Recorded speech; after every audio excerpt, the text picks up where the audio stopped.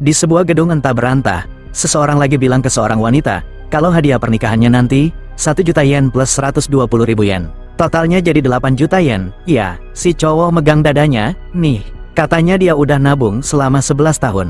Cuma buat momen ini, tapi kalau dia minta lagi 1,6 juta yen. Beneran deh, dia nggak bakal sanggup. Ibunya bilang, gila ya kamu, ngomong gitu. Aku nggak jual anakku. Cuma, buat nyerahin anakku ini, harus ada ketulusan. Dan dalam kasus ini, ketulusan itu ditunjukin pakai duit.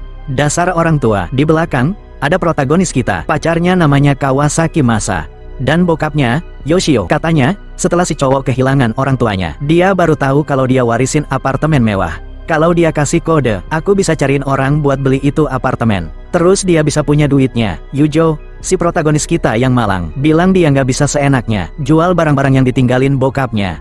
Ibunya, namanya Tommy, langsung sewot, bilang, si brengsek itu nggak mau jual, soalnya dia nggak cinta sama anakku. Si Masa nyuruh ibunya berhenti. Terus dia nyamperin si cowok. Beberapa waktu kemudian, mereka udah di bawah gedung. Si Masa nanya ke protagonis kita, apa dia beneran nggak bisa dapetin 1,6 juta itu? Kamu harus cari jalan keluar. Tapi, si protagonis minta dia ngertiin situasinya.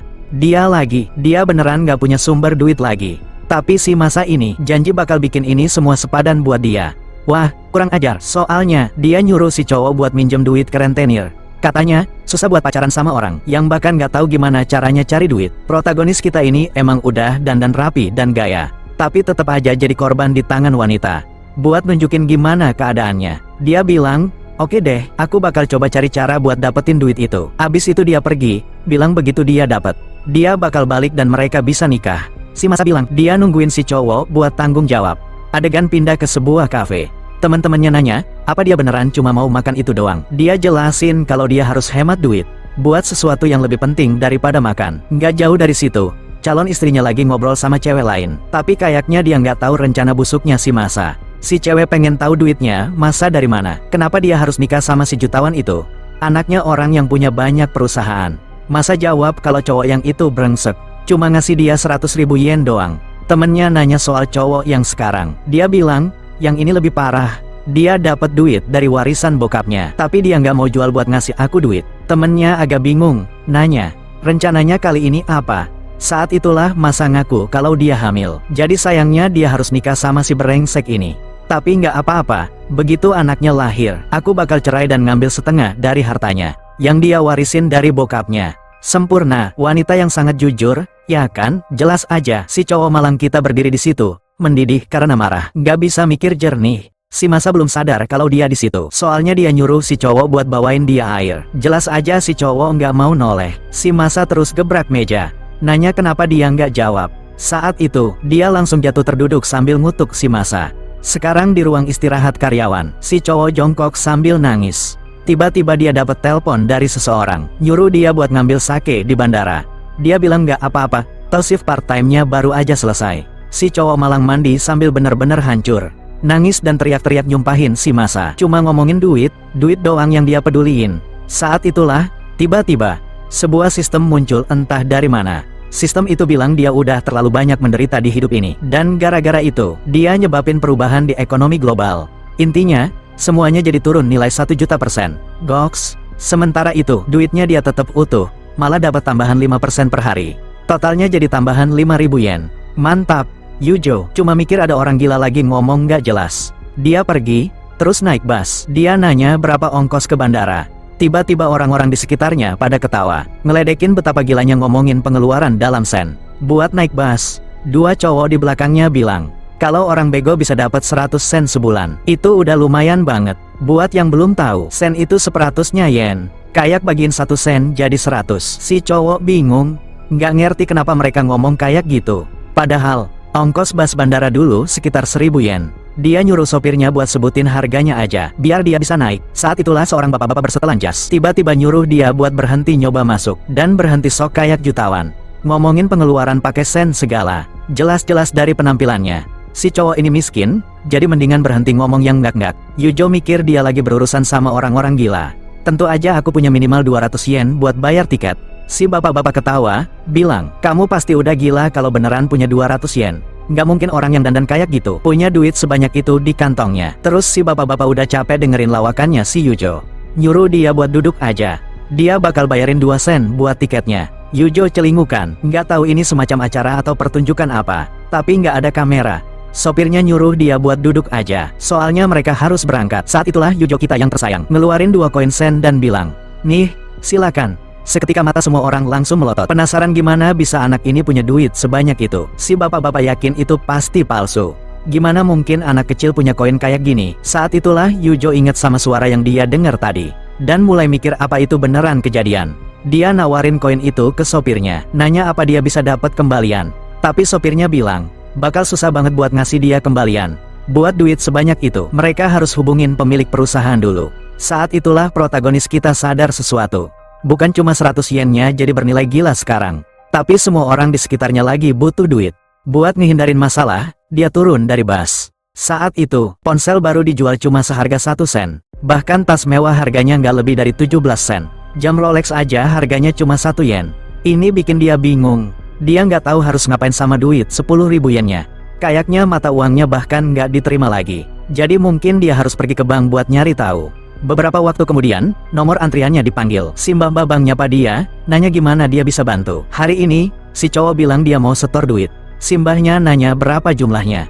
Dia bilang cuma 100.000 yen. Dan dia pengen buka rekening, biar lebih gampang buat belanja online. Si mbahnya kaget, bilang dia nggak bisa nangani duit sebanyak itu. Dia harus manggil manajernya. Si mbah babang mulai otentikasi.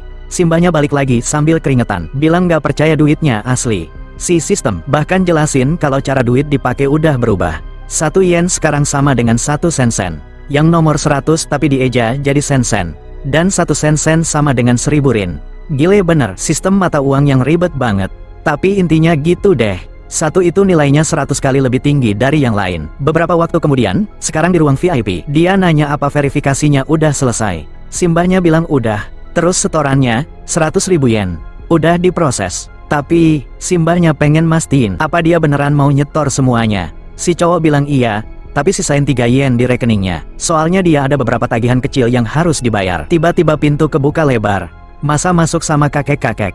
Bilang dia udah ngelakuin persis kayak yang disuruh. Dan sekarang dia bakal nikah sama si bego itu. Sekarang dia udah jadi istri orang. Hubungan mereka jadi makin seru. Ya ampun, beneran dia? Tolong dong. Siapa kayak tampol kepalanya?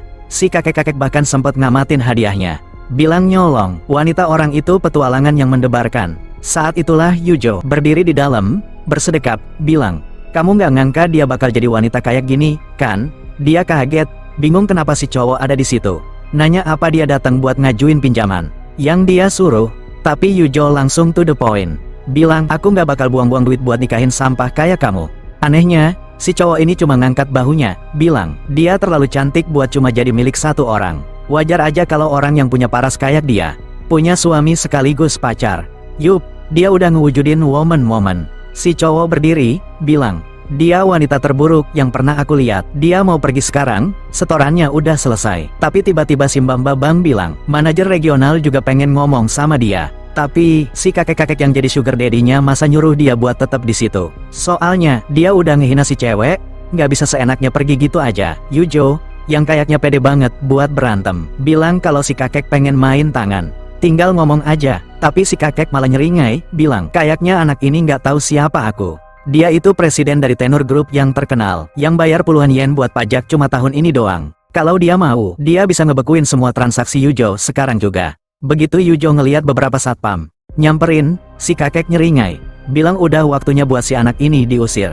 Tapi si satpam malah jelasin kalau Yujo itu VIP di antara para VIP. Saat itulah seorang pria bernama Bukasu masuk. Jalannya awkward, ngenalin diri sebagai administrator regional. Bilang seneng banget bisa ketemu sama dia. Dia terkesan banget pas tahu ada orang yang nyetor 100.000 yen. Jadi, Yujo sekarang bakal nerima kartu Diamond Black. Si cowok cuma makasih sambil cengok. Mantan dan si kakek ngomel, pasti anak ini nyetak duit palsu buat nyetor sebanyak itu. Si mantan ikut nimbrung, bilang itu benar. Dia tahu si bego itu nggak punya duit sebanyak itu. Tapi Bukasu bales, dia nggak mau dengar siapapun nanyain keaslian duit yang udah diproses. Gara-gara itu, mereka harus mempertimbangkan lagi kemitraan mereka sama si kakek. Saat itu, si kakek-kakek putus asa mohon-mohon biar mereka nggak ngelakuin ini. Kalau mereka ngebekuin asetnya di bank ini, dia bakal bangkrut. Sementara itu, si wanita nggak tahu malu udah nempel di pahanya Yujo. Bilang dia salah udah mihak sama kakek-kakek itu. Sebenarnya dia selalu mikir Yujo lebih ganteng dan menjanjikan, tapi si cowok cuma nyuruh manajernya buat ngebuang sampah ini. Dan dengan itu, si kakek diusir. Di bandara, Yujo sadar dia kelamaan. Saki pasti udah datang. Bener aja, dia udah nggak sabar. Tiba-tiba seseorang nyentuh pahanya, si cewek yang seksi, dengan semangat bilang, dia harus ganti rugi karena udah bikin aku nunggu lama. Dia minta maaf, bilang dia bakal beliin dia apa aja yang dia mau. Dan si cewek yang sederhana ini cuma minta es krim. Si bego Yujo udah kesemsem. Mikir dia semanis biasanya.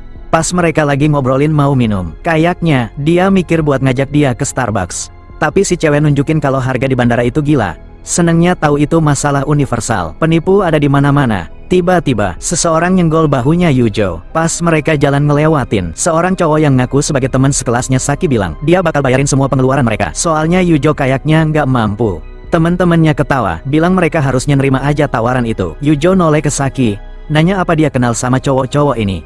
Dia jawab kalau dia udah ngobrol sama mereka kemarin. Soalnya kayaknya mereka bakal jadi teman sekelas di universitas yang sama. Tapi, dia megang lengannya si cowok, bilang, mendingan kita pergi aja. Cowok-cowok itu aneh. Shinju ngingetin dia kalau dia bakal nyesel nolak tawarannya. Dan temennya nyuruh dia buat berhenti buang-buang waktu, nyoba bantuin orang miskin ini. Saat itulah misi kecil muncul buat Yujo. Dalam 2 jam, dia harus ngabisin 1 yen. Dan sebagai bonus, dia bakal dapat peningkatan fisik. Si cowok langsung ngambangin koin di udara sambil nyeringai. Ini kesempatan yang sempurna. Sementara itu, si cewek masih nempel ke Shinji. Nyuruh dia buat lupain aja orang-orang miskin itu. Udah deh, terus tiba-tiba dia ngeluh kalau tenggorokannya kering. Cewek ini emang aneh. Dan si cowok langsung bilang, aku bakal ambilin sesuatu buat dia minum. Jujur aja, aku nggak yakin ini cuma kode nggak sopan. Atau aku yang terlalu mikirin. Tapi ini setidaknya mencurigakan. Tiba-tiba kerumunan orang lari ngelewatin, nyenggol Shinji. Dengan marah, si cowok nyuruh semua orang buat lihat-lihat kalau jalan. Tapi dia diabaikan. 2 cewek di dekat situ lagi ngobrolin gimana. Kayaknya semua yang ada di Starbucks gratis hari ini. Jelas aja ketiga orang itu bingung. Gimana bisa gitu? Yujo nyamperin kasir, nanya apa beneran semuanya gratis. Dan si kasir ngekonfirmasi kalau untuk sekarang iya. Seorang pelanggan yang dermawan lagi bayarin semuanya buat semua orang. Si cowok ngangkat bahunya, bilang hari ini panas banget. Jadi, ayo pesen es kopi buat semuanya. Tentu aja, Saki udah nikmatin momennya pas tiba-tiba Shinji nuntut buat tahu apa yang lagi dilakuin Yujo. Si cowok nyuruh dia buat nggak usah khawatir. Dia bakal bayarin buat dia juga. Jelas aja Shinji nolak. Bilang dia bukan orang miskin, yang nyuruh orang lain buat bayarin dia. Shinji seharusnya nggak ngomong gitu. Soalnya sekarang, semua orang di sekitar lagi ngeliatin dia dengan tatapan membunuh. Shinji noleh ke Yujo, ngebentak dia buat diam. Dia ngeklaim kalau Yujo belum pernah keluar negeri. Jadi dia harus berhenti pura-pura jadi jutawan. Tapi untuk sekali ini, kerumunan orang beneran masuk akal. Mereka mulai neriakin si anak kaya buat diam. Soalnya dia nggak bayarin apa-apa. Dia bisa pergi. Keadaan meningkat dengan cepat. Si cowok dipukulin dan diinjek-injek. Nah, itu baru namanya dedikasi buat Starbucks. Si cowok bener-bener hancur di lantai. Seseorang nanya apa 2 cewek yang sama dia itu temennya. Tapi mereka langsung nyangkal kalau mereka kenal sama dia. Saat itulah Yujo ngebales, bilang ke Shinji, nggak usah repot-repot nyoba deketin adikku dengan uang receh itu. Mampus, kenapa harus adiknya sih? Aku harap ini cuma situasi kayak di China, dimana mereka cuma manggil semua orang kakak, adik. Santai aja. Dengan itu, Yujo dan Saki pergi. Dia jalan duluan, pakai celana pendek super ketat. Nanya apa dia beneran nggak apa-apa udah ngabisin duit sebanyak itu. Si cowok cuma bilang kalau buat ngelindungin dia. Duit sebanyak apapun nggak masalah. Halak, gombal. Beberapa waktu kemudian, mereka lagi nunggu taksi, dan misinya selesai. Dengan itu, Yujo nerima hadiahnya. Kayaknya dia bahkan kesulitan buat ngabisin 1 yen. Bayarin kopi buat semua orang aja nggak cukup. Jadi dia pasti harus investasi di sesuatu yang lain. Sekarang dia dapat pil yang ningkatin kekuatannya. Sementara itu, Saki lagi nanya taksi yang mereka pesen di mana. Sebuah mobil merah datang, dan dia dengan semangat bilang, keren banget. Seorang cewek berambut hitam nurunin kaca, nanya, apa yang dilakuin Matsushima Yujo di sini? Si cowok ngejawab ke manajer Yanaji. Dia datang buat jemput adiknya, dan nganter dia ke universitas. Kayaknya cewek ini dikenal di tempat kerjanya. Pasti penting. Soalnya dia ngingetin dia soal presentasi pentingnya. Sore ini, walaupun Yujo udah nggak butuh duit lagi, proyek ini sesuatu yang udah dia kerjain selama berbulan-bulan. Saki nyuruh dia buat nggak usah khawatir. Dia bakal ikut dia. Lagian, kamu harus manfaatin kesempatan buat lebih lama di deket wanita secantik ini. Si cowok langsung nyuruh dia buat nggak ngomong gitu. Apalagi, dia nggak punya hubungan kayak gitu sama manajer Yanagi. Saki nanya mereka lagi bisik-bisik apa, dan Yujo cuma minta tebengan. Sementara itu, dia lagi mikir, soalnya aku udah hidup miskin seumur hidup. Aku nggak mau ngelewatin kesempatan buat dapat 1 sen pun. Di dalam mobil, Yanagi nyuruh dia buat nge-review materi presentasinya, dan siap-siap, soalnya kalau proyek ini disetujui, dia bakal dapat bonus gede. Yujo bilang dia tahu dia lagi kena triknya. Tapi aku bakal ngelakuin yang terbaik, deh. Manajer Yanagi ini emang kerja keras, gitu deh. Dan tangannya lagi ngelakuin sesuatu yang aneh. Nyubit si cowok. Dia nyuruh dia buat berhenti main trik, tapi dia cuma senyum, bilang, kamu harusnya seneng aku mau main trik sama kamu. Anjir, ada benernya juga. Nggak lama kemudian, mereka sampai di perusahaan, dan manajer Ogata nyuruh dia buat ngebuang semuanya. Protagonis kita nanya apa maksudnya. Kayaknya si cowok ini mau ngambil alih posisinya Yujo. Bilang dia nggak perlu datang lagi. Si cowok bahkan ngebuang materi Yujo ke lantai. Tapi si cowok nuntut dia buat balikin itu. Ogata, yang jelas udah biasa dapat apa yang dia mau. Ngangkat tangannya, siap buat nampar Yujo. Nanya apa dia mau nyelesain ini dengan berantem. Sayangnya buat dia, Yujo baru aja dapat kekuatan yang 3 kali lebih kuat. Dengan gerakan cepat, Yujo ngebalikin, oh my god, lengannya dan ngebanting dia ke tanah. Sementara si cowok ngerintih kesakitan. Bener-bener bingung gimana si lemah ini bisa jadi sekuat ini. Orang lain ikut campur. Seorang atasan lain nyuruh Yujo buat ngelepasin. Kayaknya cowok baru ini bilang Yujo punya sedikit banget kemampuan. Makanya Ogata yang bakal presentasi proyeknya. Yujo langsung protes. Bilang mereka nggak bisa seenaknya ngabain fakta kalau dia yang ngerjain proyek ini dari awal, terus nyerahin ke orang lain. Si cowok mau nolak dia, pas seseorang ngebanting tangan ke meja. Nyatain kalau mereka nggak bakal biarin ini terjadi. Itu manajer Yanagi. Aku mulai suka sama dia. Bilang kalau Yujo yang bikin proyeknya. Dia yang harusnya presentasi. Ogata kelihatan kesel banget.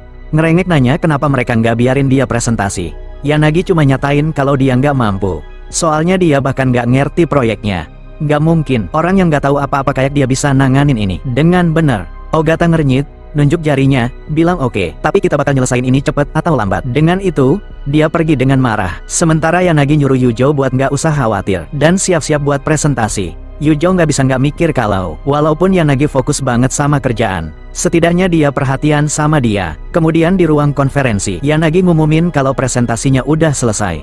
Wakil Presiden Akura ngucapin selamat ke mereka. Bilang mereka udah ngelampaui ekspektasi. Pertama, Yanagi muji Yujo sambil jabat tangan. Terus langsung make sihir high density buat ngedorong si cowok malang itu. Sementara itu, seorang bapak-bapak berkumis nyebutin kalau begitu presiden perusahaan datang, mereka bakal ngebahas gimana cara nanganin hutang. Yanagi bingung, hutang apa yang mereka omongin. Saat itulah si cowok brengsek yang tadi masuk. Bilang sayangnya, kayaknya ada masalah sama keuangan. Kayaknya mereka punya hutang ratusan yen, dan kalau gini terus, mereka nggak bakal bisa bayar gaji karyawan. Yanagi nggak mau percaya. Dia selalu ngecek keuangannya. Tapi si cowok cuma nyeringai, bilang ke dia, kamu udah dibohongin sama para eksekutif lama. Ternyata, semua perhitungan keuangannya palsu. Dia langsung sadar kalau ini semua nggak masuk akal. Kecuali kalau ini jebakan dari awal. Si cowok dengan sombong nyatain, kalau situasi ini semua cuma jebakan buat orang bodoh. Yanagi marah, bilang ini nggak adil. Aku udah ngorbanin darah dan keringat buat perusahaan ini. Gimana mereka bisa ngelakuin ini ke aku? Tapi si cowok ngabain dia. Dan ngumumin kalau perusahaan bakal dijual ke bapak-bapak di sebelahnya. Seharga 90 yen. Yanagi hancur banget. Dia sampai nangis. Bilang 90 yen itu murah banget. Ini namanya ngeksploitasi yang lemah. Si cowok nyeringai, bilang nggak masalah. Soalnya Yanagi nggak punya duit buat ngajuin tawaran balik. Saat itulah Presiden Kinoshida datang. Iya. Si bapak-bapak berkumis itu kayaknya pemilik bank tempat.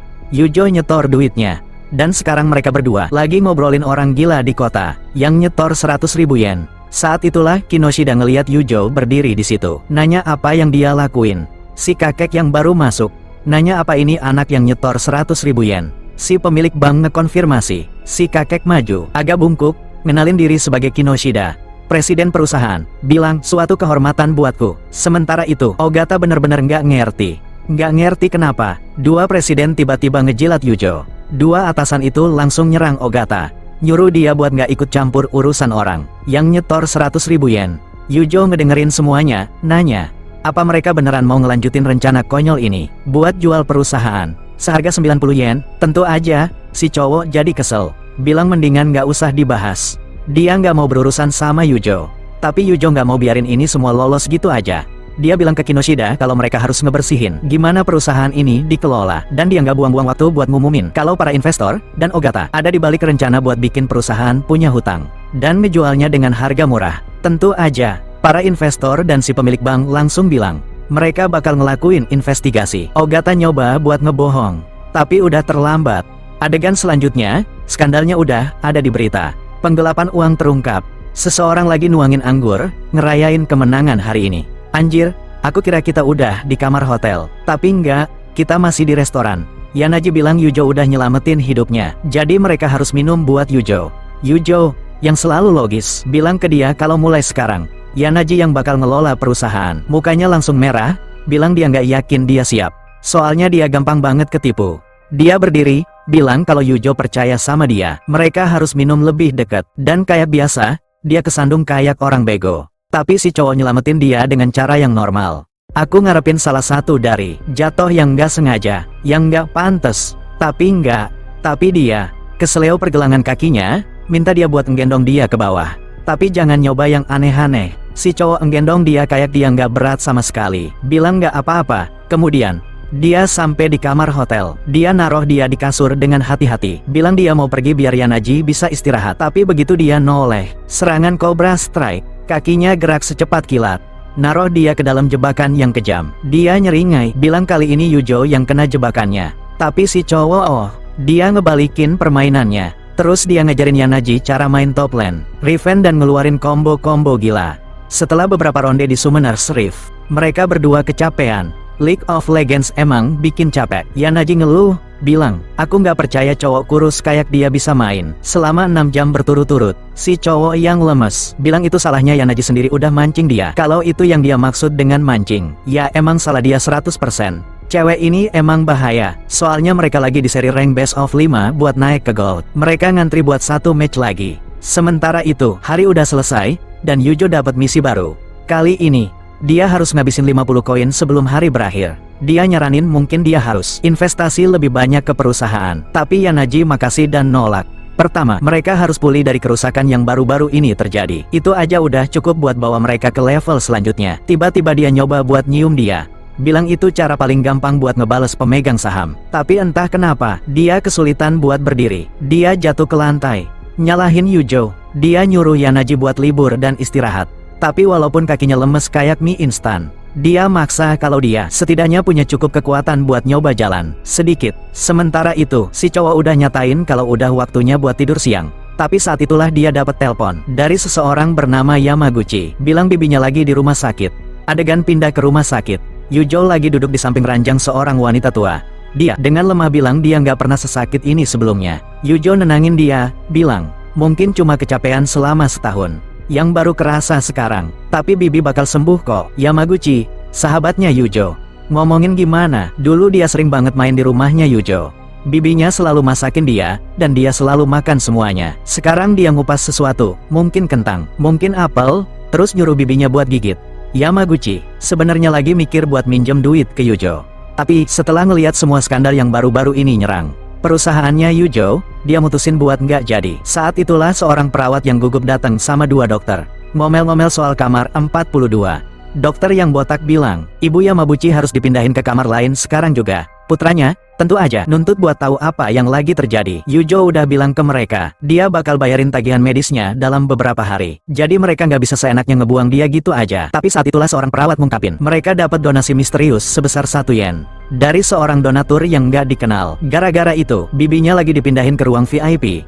Yamaguchi kelihatan bingung banget. Siapa yang mau donasi cuma 1 yen? Si perawat ngekonfirmasi kalau mereka udah verifikasi si donatur. Jadi, para dokter yang gemeteran nggendong si wanita kayak seorang ratu ke kamar barunya. Entah kenapa, dia seneng banget. Bilang, dia pengen tetap dekat sama dokter-dokter ganteng ini. Dan gitu aja, si wanita tua yang ceria dibawa pergi. Sekarang di ruang perawatan khusus, para dokter bahkan ngelakuin semacam tarian perayaan kecil. Buat dia, Yamaguchi noleh ke Yujo, bilang, ini pasti mimpi yang jadi kenyataan. Ini persis kayak yang aku butuhin. Yujo yang gak sabaran, nunjukin dia di perut. Hampir ngebunuh si cowok malang itu. Dia lupa kalau dia sekarang punya kekuatan yang lebih kuat. Yujo bilang ke dia kalau ini harga buat diem, bukannya minta tolong. Yamaguchi minta maaf, bilang dia cuma ragu buat minta. Tapi Yujo nenangin dia, mulai sekarang, kalau dia butuh sesuatu, tinggal bilang aja. Dengan itu, si cowok nyelesain misi rahasia, dan nerima bakat bonus baru. Mataku adalah penggaris. Sama kayak kita, dia nggak tahu apa artinya itu. Tapi ya udahlah ya. Sementara itu, di ruang VIP dekat situ, seorang cewek berseragam pramugari nanya apa dia harus nelpon adiknya. Tapi si cowok di ranjang rumah sakit nyuruh dia, nggak usah. Dia baru aja selesai penerbangan panjang. Dia butuh waktu buat pulih. Terus dia nyerahin beberapa dokumen. Bilang, proyek ini penting banget buat perusahaan. Jadi kita nggak bisa ngaco. Soalnya si cewek punya pengalaman dengan hal kayak gini. Dia yakin dia bisa nanganinnya. Si cewek nenangin dia. Dia bakal ngelakuin yang terbaik buat mastiin semuanya berjalan dengan lancar. Dengan itu, dia pergi, bergegas agar tidak telat ke universitas. Tapi di jalan, seorang wanita tua tiba-tiba menghalangi jalannya dan menjatuhkan dirinya ke tanah, mencengkeram kaki Mika tanpa diduga. Dia lalu berteriak pada Mika untuk hati-hati kalau jalan. Mika bingung, tapi tiba-tiba beberapa orang asing ikut campur.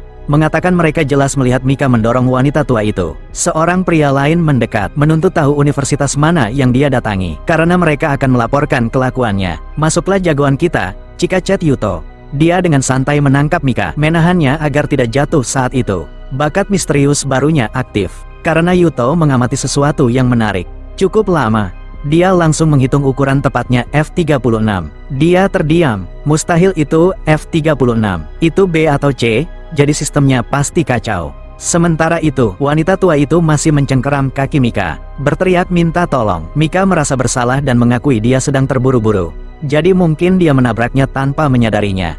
Tapi Yuto langsung menyuruhnya untuk tidak mengaku apapun. Kalau tidak, dia akan jatuh ke dalam perangkap mereka. Mika benar-benar bingung. Perangkap apa maksudnya? Sementara itu, Yuto mencoba mencari tahu bagaimana kemampuan barunya ini bekerja. Dia memberitahu Mika bahwa tepat ketika dia sekitar 3 cm dari wanita tua itu, wanita itu tiba-tiba menjatuhkan diri. 3 cm itu bukan apa-apa. Tapi oke, selain itu, ada beberapa kamera diposisikan dengan nyaman agar terlihat seperti Mika menabraknya. Yuto merasa sangat curiga bahwa begitu banyak kamera merekam ini dari berbagai sudut. Mika setuju, ini jelas mencurigakan. Yuto memperingatkannya bahwa seseorang mungkin mencoba menjebaknya. Jadi Mika dengan tenang maju dan meminta maaf dengan sopan.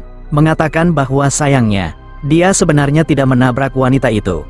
Wanita tua itu marah, menyebut Mika tidak tahu malu. Mengatakan bahwa begitu banyak kamera menangkapnya basah. Mika hanya berkata, jika itu masalahnya, mari kita periksa rekaman kamera keamanan rumah sakit. Dan tentu saja, karena teknologi sudah canggih, mereka akan memperlambat rekamannya 1000 kali. Supaya kita bisa melihat momen tepatnya. Wanita tua itu jatuh segera setelah gadis itu membuat ancaman itu. Para penipu itu tentu saja kabur. Dia yakin ada sekelompok penipu. Dan Yuto bertanya, apakah rumah sakit benar-benar punya teknologi seperti itu? Tapi gadis licik itu mengakui bahwa itu bohong. Dia tidak tahu di mana kamera berada di tempat ini.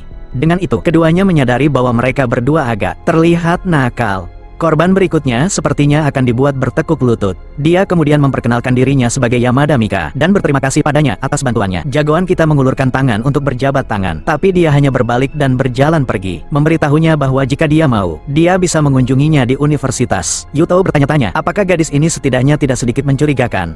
Kenapa dia mengundang seseorang yang baru dikenalnya? Begitu saja, saat itulah dia menyadari sudah jam 6 sore. Kembali di apartemennya, dia memutuskan untuk menonton beberapa live stream untuk mencerahkan harinya. Jika ada satu hal yang selalu terjadi dalam cerita-cerita Cina, itu adalah duel streamer di mana orang kaya menyumbangkan uang. Setiap kali aku melihat ini, aku bertanya-tanya, apakah ini benar-benar terjadi di Cina, seperti pertempuran streamer 1 lawan 1 di platform, di mana pemenangnya adalah orang yang mendapatkan sumbangan terbanyak. Aku belum pernah melihat itu di tempat lain.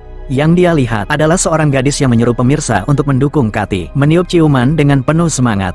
Sementara itu, gadis lain bernama Miss memohon lebih banyak suara agar dia tidak kalah. Lalu Kati menyeringai dan berkata, sepertinya dia akan menang.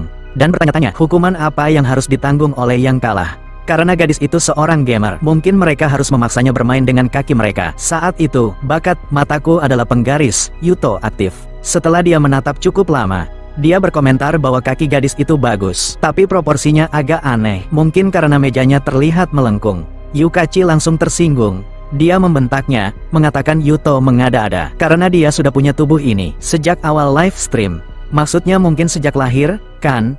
Bukan sejak awal live stream. Sebenarnya bukan sejak lahir juga, karena dia tumbuh seiring waktu, Tapi ya begitulah, yang aku tidak mengerti adalah kenapa jagoan kita langsung diban. Dalam setengah detik, jelas sekali, gadis itu langsung kembali ke rutinitas dansa kecilnya. Dan kita sudah tahu apa yang akan terjadi. Jagoan kita akan membuat masalah. Jika dia tidak bisa berinteraksi dengan satu streamer, dia akan berbicara dengan yang lain. Kumaden panik sepenuhnya, mengatakan pertempuran PK hampir selesai dan dia butuh bantuan. Saat itulah seseorang tiba-tiba menyumbangkan 5 yard bung. Tentu saja, kedua gadis itu benar-benar terkejut meskipun sumbangan itu mungkin hanya seharga 30 sen. Dan begitu saja, Kuman mulai mendominasi pertempuran. Dia sangat senang, menghujani ucapan terima kasih. Sementara itu, Yukichi menyipitkan mata.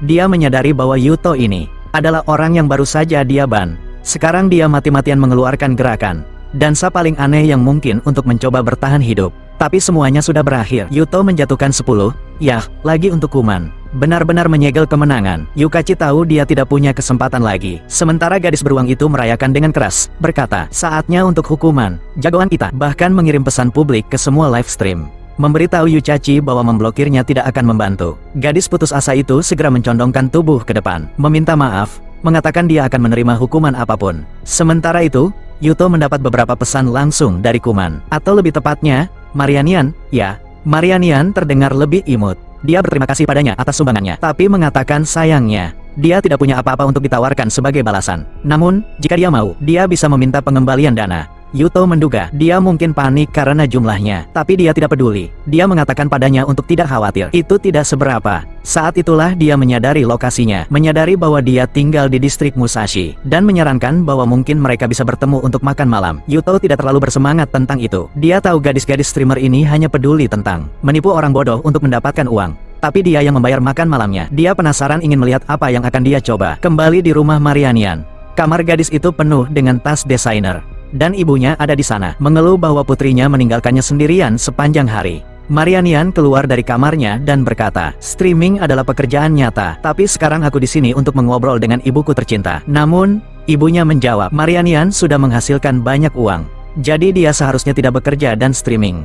Lagi pula, kalung yang dia kenakan misalnya, harganya 43 yen, yang tidak akan pernah dia dapatkan dari streaming. Tapi Marianian menjulurkan lidahnya dengan main-main, mengatakan dia streaming untuk bersenang-senang, bukan untuk uang. Selain itu, dia bertemu seseorang yang sangat menarik hari ini. Ibunya segera memperingatkannya untuk berhenti tertarik pada orang-orang dari live stream. Dia seharusnya sudah menerima itu. Pernikahannya akan dijodohkan dengan putra pemilik perusahaan terkenal. Marianian mencoba berargumen, tapi ibunya hanya menyuruhnya untuk pergi berbicara dengan ayahnya. Beberapa waktu kemudian, jagoan kita berada di kota, ingin minum-minum di sebuah izakaya. Ayam goreng dan bir akan menjadi sempurna, jadi dia pergi. Tapi di tempat itu, seseorang memohon kesabaran karena mereka terlambat membayar sewa. Pemiliknya dengan roll rambut di kepalanya, bagaimanapun, mengatakan dia tidak melakukan amal. Jika dia tidak punya uang, dia seharusnya menghilang saja. Dan jika dia tidak segera membayar, dia akan menyita semua peralatan dapurnya. Pria malang itu mencoba menolak, tapi sudah terlambat. Dia sudah memerintahkan para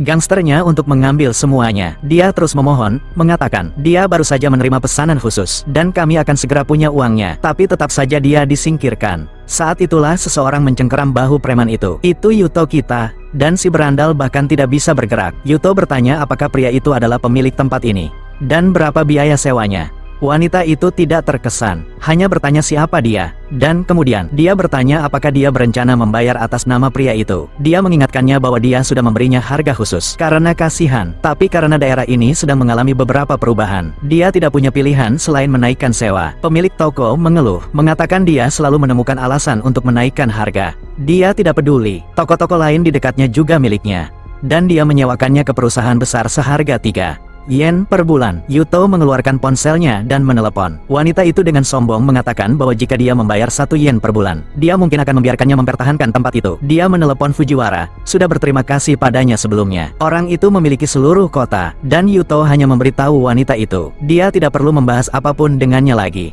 Dia terlihat bingung, bertanya apa yang Yuto rencanakan. Tidak mungkin menggunakan kekuatan di sini. Lagi pula, semua bangunan ini miliknya. Sekali lagi dia memerintahkan para berandalnya untuk mengusir semua orang. Tapi jagoan kita melepaskan serangan, sikap bangau, gaya, lengan terbuka, dan dalam satu gerakan cepat, menjatuhkan kedua preman itu ke tanah.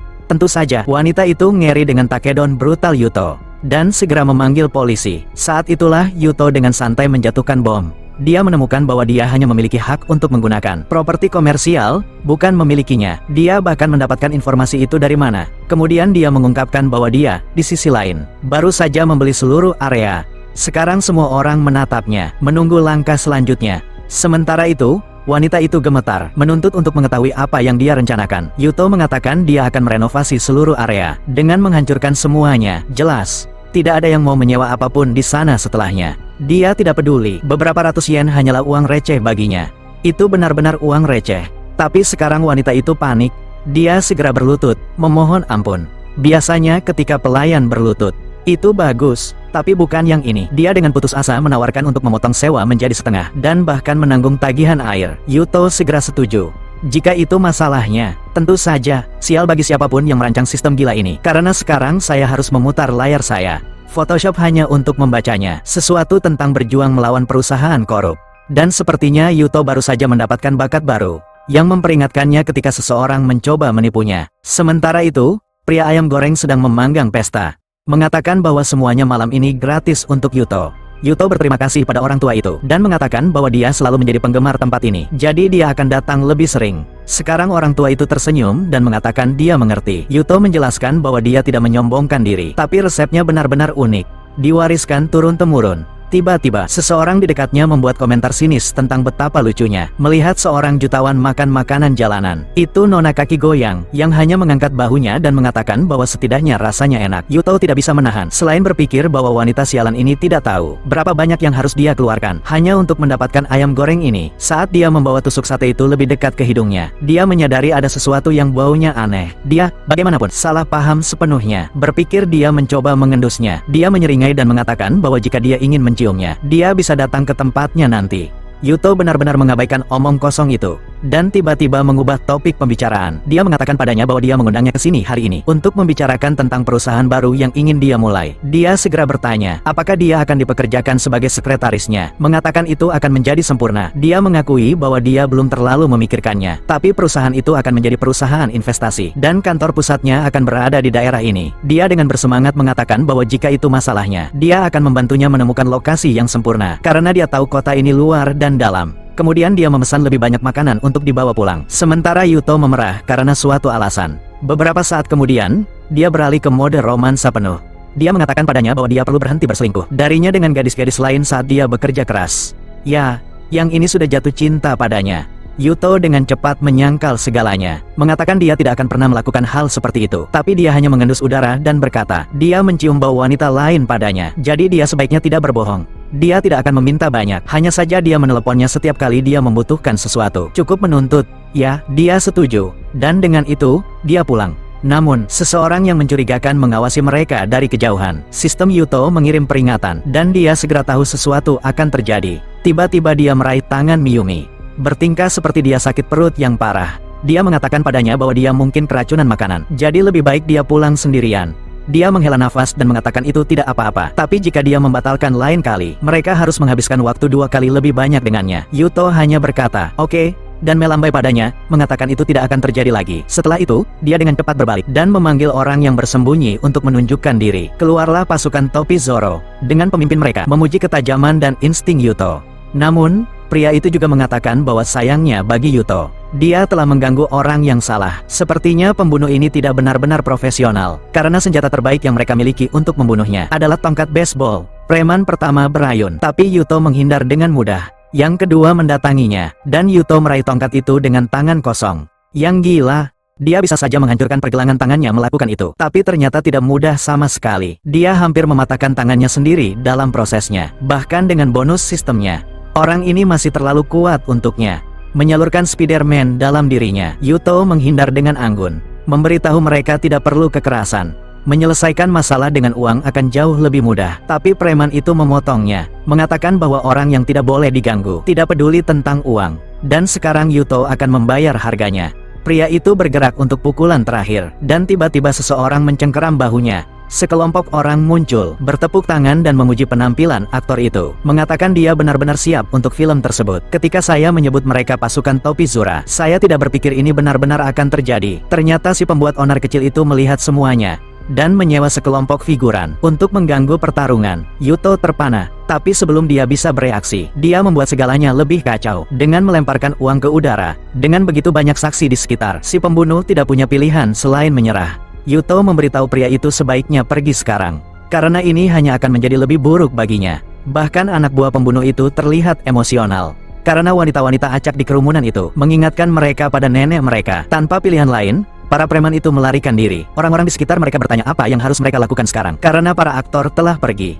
Gadis itu hanya menyeringai, mengatakan bahwa semua orang bisa menyimpan uang itu, dan mereka akan berbicara lagi lain waktu. Satu-satunya misteri yang tersisa bagi Yuto adalah siapa sebenarnya yang mengirim ketiga orang itu untuk mengejarnya. Keesokan harinya, dia kembali ke bank pertama tempat dia melakukan depositnya. Petugas bank yang seksi itu masuk, menghela nafas tentang betapa panjangnya malam itu. Tiba-tiba seseorang berteriak, menuduhnya hanya bermalas-malasan di tempat kerja. Dua pria mendekat, mengatakan bahwa sebuah bank harus mempertahankan citra profesional, dan dia jauh dari profesional. Mereka mulai memarahinya, tetapi tampaknya gadis itu tidak tahu siapa orang ini. Tiba-tiba, bos besar muncul, bertanya-tanya mengapa ada begitu banyak keributan. Pagi buta begini, si gadis menyapa Fujiwara. Fujiwara bilang ke Natsuki, katanya, aku mau kenalin kamu sama seseorang. Dia mulai jelasin, salah satu bapak-bapak di sini adalah pemilik grup gede di Asia. Yang lain, investor top dari antah berantah. Satunya lagi punya perusahaan investasi. Gitulah kira-kira. Intinya sih, banyak banget toko penting di sini. Dan dia nggak ngerti kenapa mereka semua ngumpul di satu tempat. Si bos minta maaf atas keributan ini, terus ngajak mereka semua langsung ke ruang VIP. Kayaknya semua orang di sini pengen ketemu Matsushima.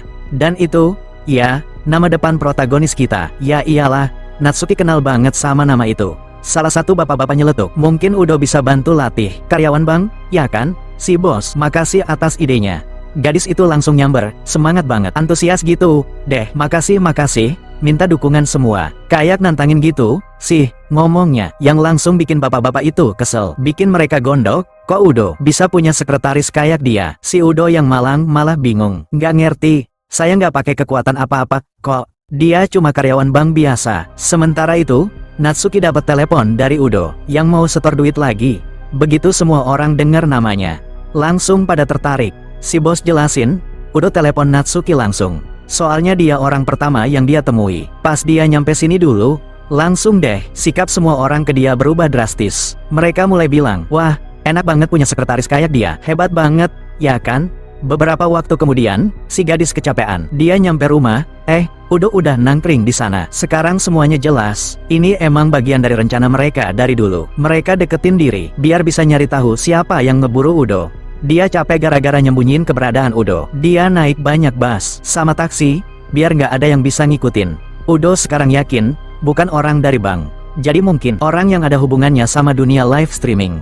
HP-nya bunyi, ada pesan dari Marianian. Katanya, dia bakal nunggu di restoran jam 6 sore. Buat dia, Yuto melewatkan kesempatan emas buat cepet identifikasi siapa yang ngejar dia. Adegan ganti ke restoran. Seorang staf nanya ke Yuto, ada reservasi. Soalnya tempat ini khusus buat orang penting.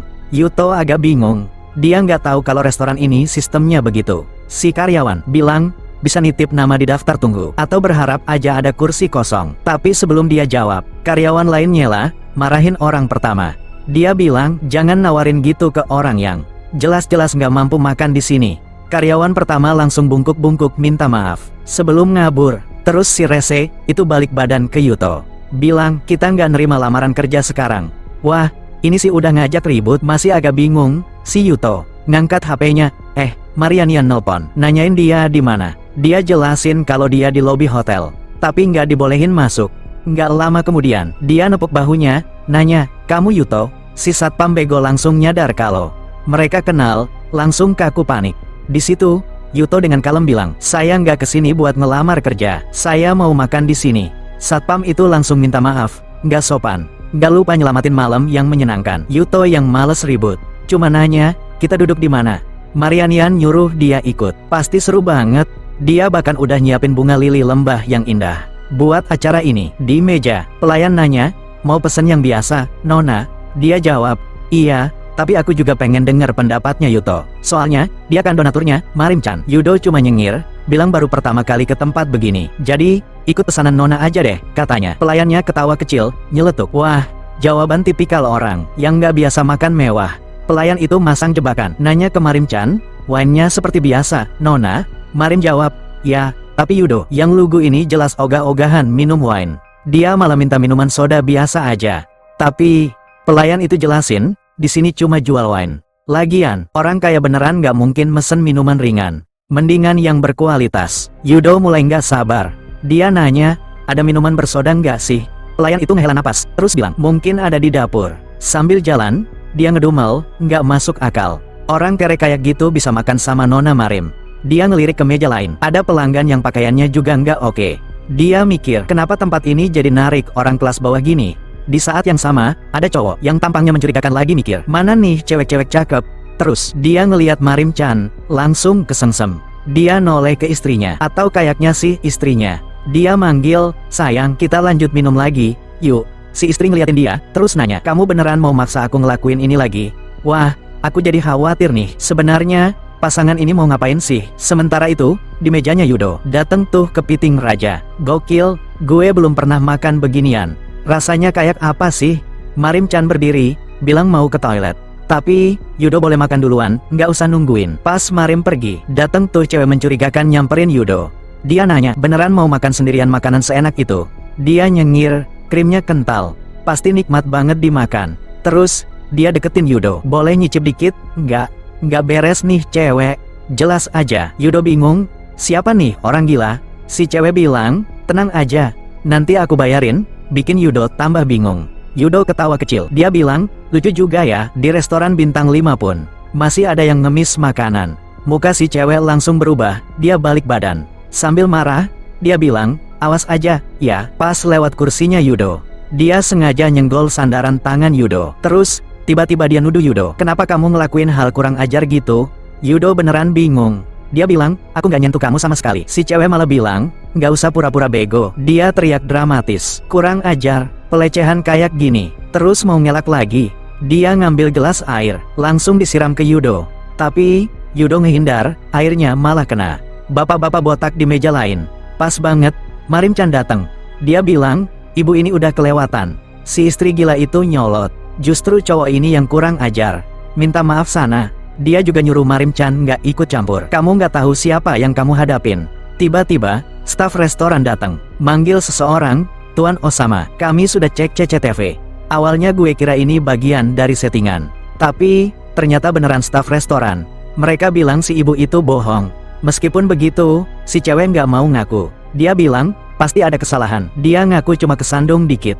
Terus, Yudo manfaatin kesempatan. Marim Chan nggak peduli. Dia bilang ke staf restoran, kasih tahu semua restoran di sekitar sini soal ibu ini. Kerjanya nipu orang, nuduh melakukan pelecehan. Mendingan, ibu ini dilarang masuk semua restoran. Stafnya langsung ngangguk setuju. Si ibu mulai panik. Dia mikir, siapa sih Marim Chan ini? Kok pengaruhnya gede banget? Lebih parah lagi, Marim Chan ngeluarin HP, terus foto si ibu. Dia ngumumin, bakal diposting di medsos. Biar semua orang waspada sama ibu gila ini. Dia noleh ke Yudo, nyengir, terus bilang, ini semua gara-gara kamu udah donasi. Jadi, aku bakal bantuin kamu sebisa mungkin. Si istri gila langsung kicep. Kayaknya emang ini kerjaan dia sehari-hari. Nipu orang di restoran. Tiba-tiba, suaminya, si bego itu maju, minta maaf. Dia bilang, istri saya kebanyakan minum, jadi nggak bisa ngontrol diri. Sebagai permintaan maaf, saya bayarin semua makanan di sini. Tapi, jangan dilarang masuk, ya. Si istri coba protes. Tapi, suaminya nyuruh diem, minta maaf, terus pergi. Kalau ada posisi yang disukai para ilustrator, ya, kayak gini nih. Dia nunduk malu, terus minta maaf. Marim Chan duduk. Si cowok ngenalin diri, saya Souting Najima. Marim noleh ke Yudo, mau nerima tawaran dia. Dia mau bayarin semua makanan kita. Yudo angkat bahu, kalau gratis. Kenapa ditolak? Tapi, jelas aja, dia lagi berurusan sama streamer licik. Marim langsung nanya, kamu yakin banget, mau Najima-san bayarin semuanya? Si cowok senyum pede, iya. Dia malah nyuruh Marim pesen apa aja yang dia mau. Di adegan selanjutnya, datang wine mahal banget. Mungkin harganya jutaan. Si cowok nyender. Dia mikir, rencanaku agak berantakan, tapi masih ada waktu buat diperbaiki. Dia bakal nunjukin ke Marim Chan bahwa dia yang bisa bayarin semuanya. Biar dia jadi pilihan yang lebih baik daripada si cowok kere yang nabung berbulan-bulan cuma buat kesini. Kalau dia tipe yang suka tantangan, dia bakal jadi milikku malam ini. Kalau dia agak kalem, aku cuma perlu ngulangin ini beberapa kali. Dan akhirnya semua bakal sesuai keinginanku. Sementara itu, Marim Chan tiba-tiba berdiri. Dia ngajak Yudo jalan-jalan keliling kota. Si cowok bego masih duduk di situ. Dia coba mencerna apa yang baru aja terjadi. Beneran pergi tanpa pamit? Karena putus asa, dia langsung ngehadang mereka. Saya juga mau ke arah sana. Marim-chan miringin kepalanya. Nanya, kenapa nggak di sini aja, ngobrol-ngobrol lagi. Si cowok kikuk coba nyelamatin keadaan. Dia bilang, setidaknya, kita tukeran nomor HP. Tapi, Marim nolak mentah-mentah. Pas banget, datang salah satu staf restoran. Nahan si cowok, Anda harus bayar dulu sebelum pergi. Totalnya, 3,2 juta. Nggak sampai jual ginjal sih, kalau kalian penasaran. Tapi, mengingat mahalnya tempat ini, ya, sama aja kayak jual organ tubuh. Tetep aja, harganya kayak nabrak truk. Si cowok sadar, dia baru aja dikerjain. Sementara itu, Marim-chan jalan sambil ketawa. Dia bilang, seru juga yang ngerjain orang bego yang pikir bisa beli cewek seenaknya. Tapi, dia juga ngegoda Yudo. Kalau kamu beneran gak sanggup bayar, aku sih yang bayarin. Si cowok langsung naik pitam. Dia ngangkat tangan, mau nampar Marim. Tapi, di situ Yudo si cat muncul, nahan tangannya di udara. Nggak pakai tenaga. Dengan suara tenang tapi bikin merinding. Dia nanya, sebenarnya, apa yang mau kamu lakuin? Si bego nanya, kamu orang mana? Yudo jawab, aku nggak ikut-ikut geng. Anehnya, si cowok gila malah bilang dia yakin. Kamu pasti pemilik wilayah ini. Coba deh main ke selatan. Biar tahu gimana kamu diperlakukan di sana. Gitu deh. Marim-chan langsung narik tangan Yudo, terus pergi. Beberapa waktu kemudian, di tempat lain, Yudo lagi turun tangga. Semua orang nyambut kedatangannya. Keringetan, khawatir. Si cewek ngenalin, itu kan Paman Yamada. Orang ini wakil direktur bank pembangunan. Kenapa dia ada di sini? Itu yang dipikirin Yudo. Baru sadar, Marim-chan ada di sebelahnya. Dengan kikuk, dia nyamperin Yudo. Ngejabat tangannya. Suatu kehormatan bisa ketemu orang seperti Anda. Di saat yang sama, investor tua lainnya datang, mau meluk Yudo juga. Kayak drama Cina aja, Yudo dikerubungi om-om. Beberapa waktu kemudian, di luar, Yudo megang koin. Dia bilang bakal nerima tawaran dari siapapun yang nemuin siapa yang nyerang dia. Om-om itu kelihatan percaya diri, menjamin investasi selanjutnya aman. Kalau gitu, mereka lari ke mobil masing-masing. Marim minta maaf. Katanya Yudo jadi ketahuan gara-gara postingannya. Dia nanya, mau aku hapus medsosku? Yudo nyuruh nggak usah khawatir. Dia bisa ngatasin ini dengan mudah. Di saat itu, muncul cowok lain, nyuruh Yudo nunggu sebentar. Yudo bingung, si Najima bego ini maunya apa lagi sih? Si cowok jawab, saatnya kamu dapat pelajaran. Dia nyuruh anak buahnya siap-siap. Semua orang ngerogol sesuatu di balik jaket. Yudo kelihatan takut. Tiba-tiba mereka ngeluarin air kelapa. Marim-chan sampai bengong, nggak ngerti mereka ngapain. Terus, mereka mulai minum, tumpah-tumpah kemana-mana.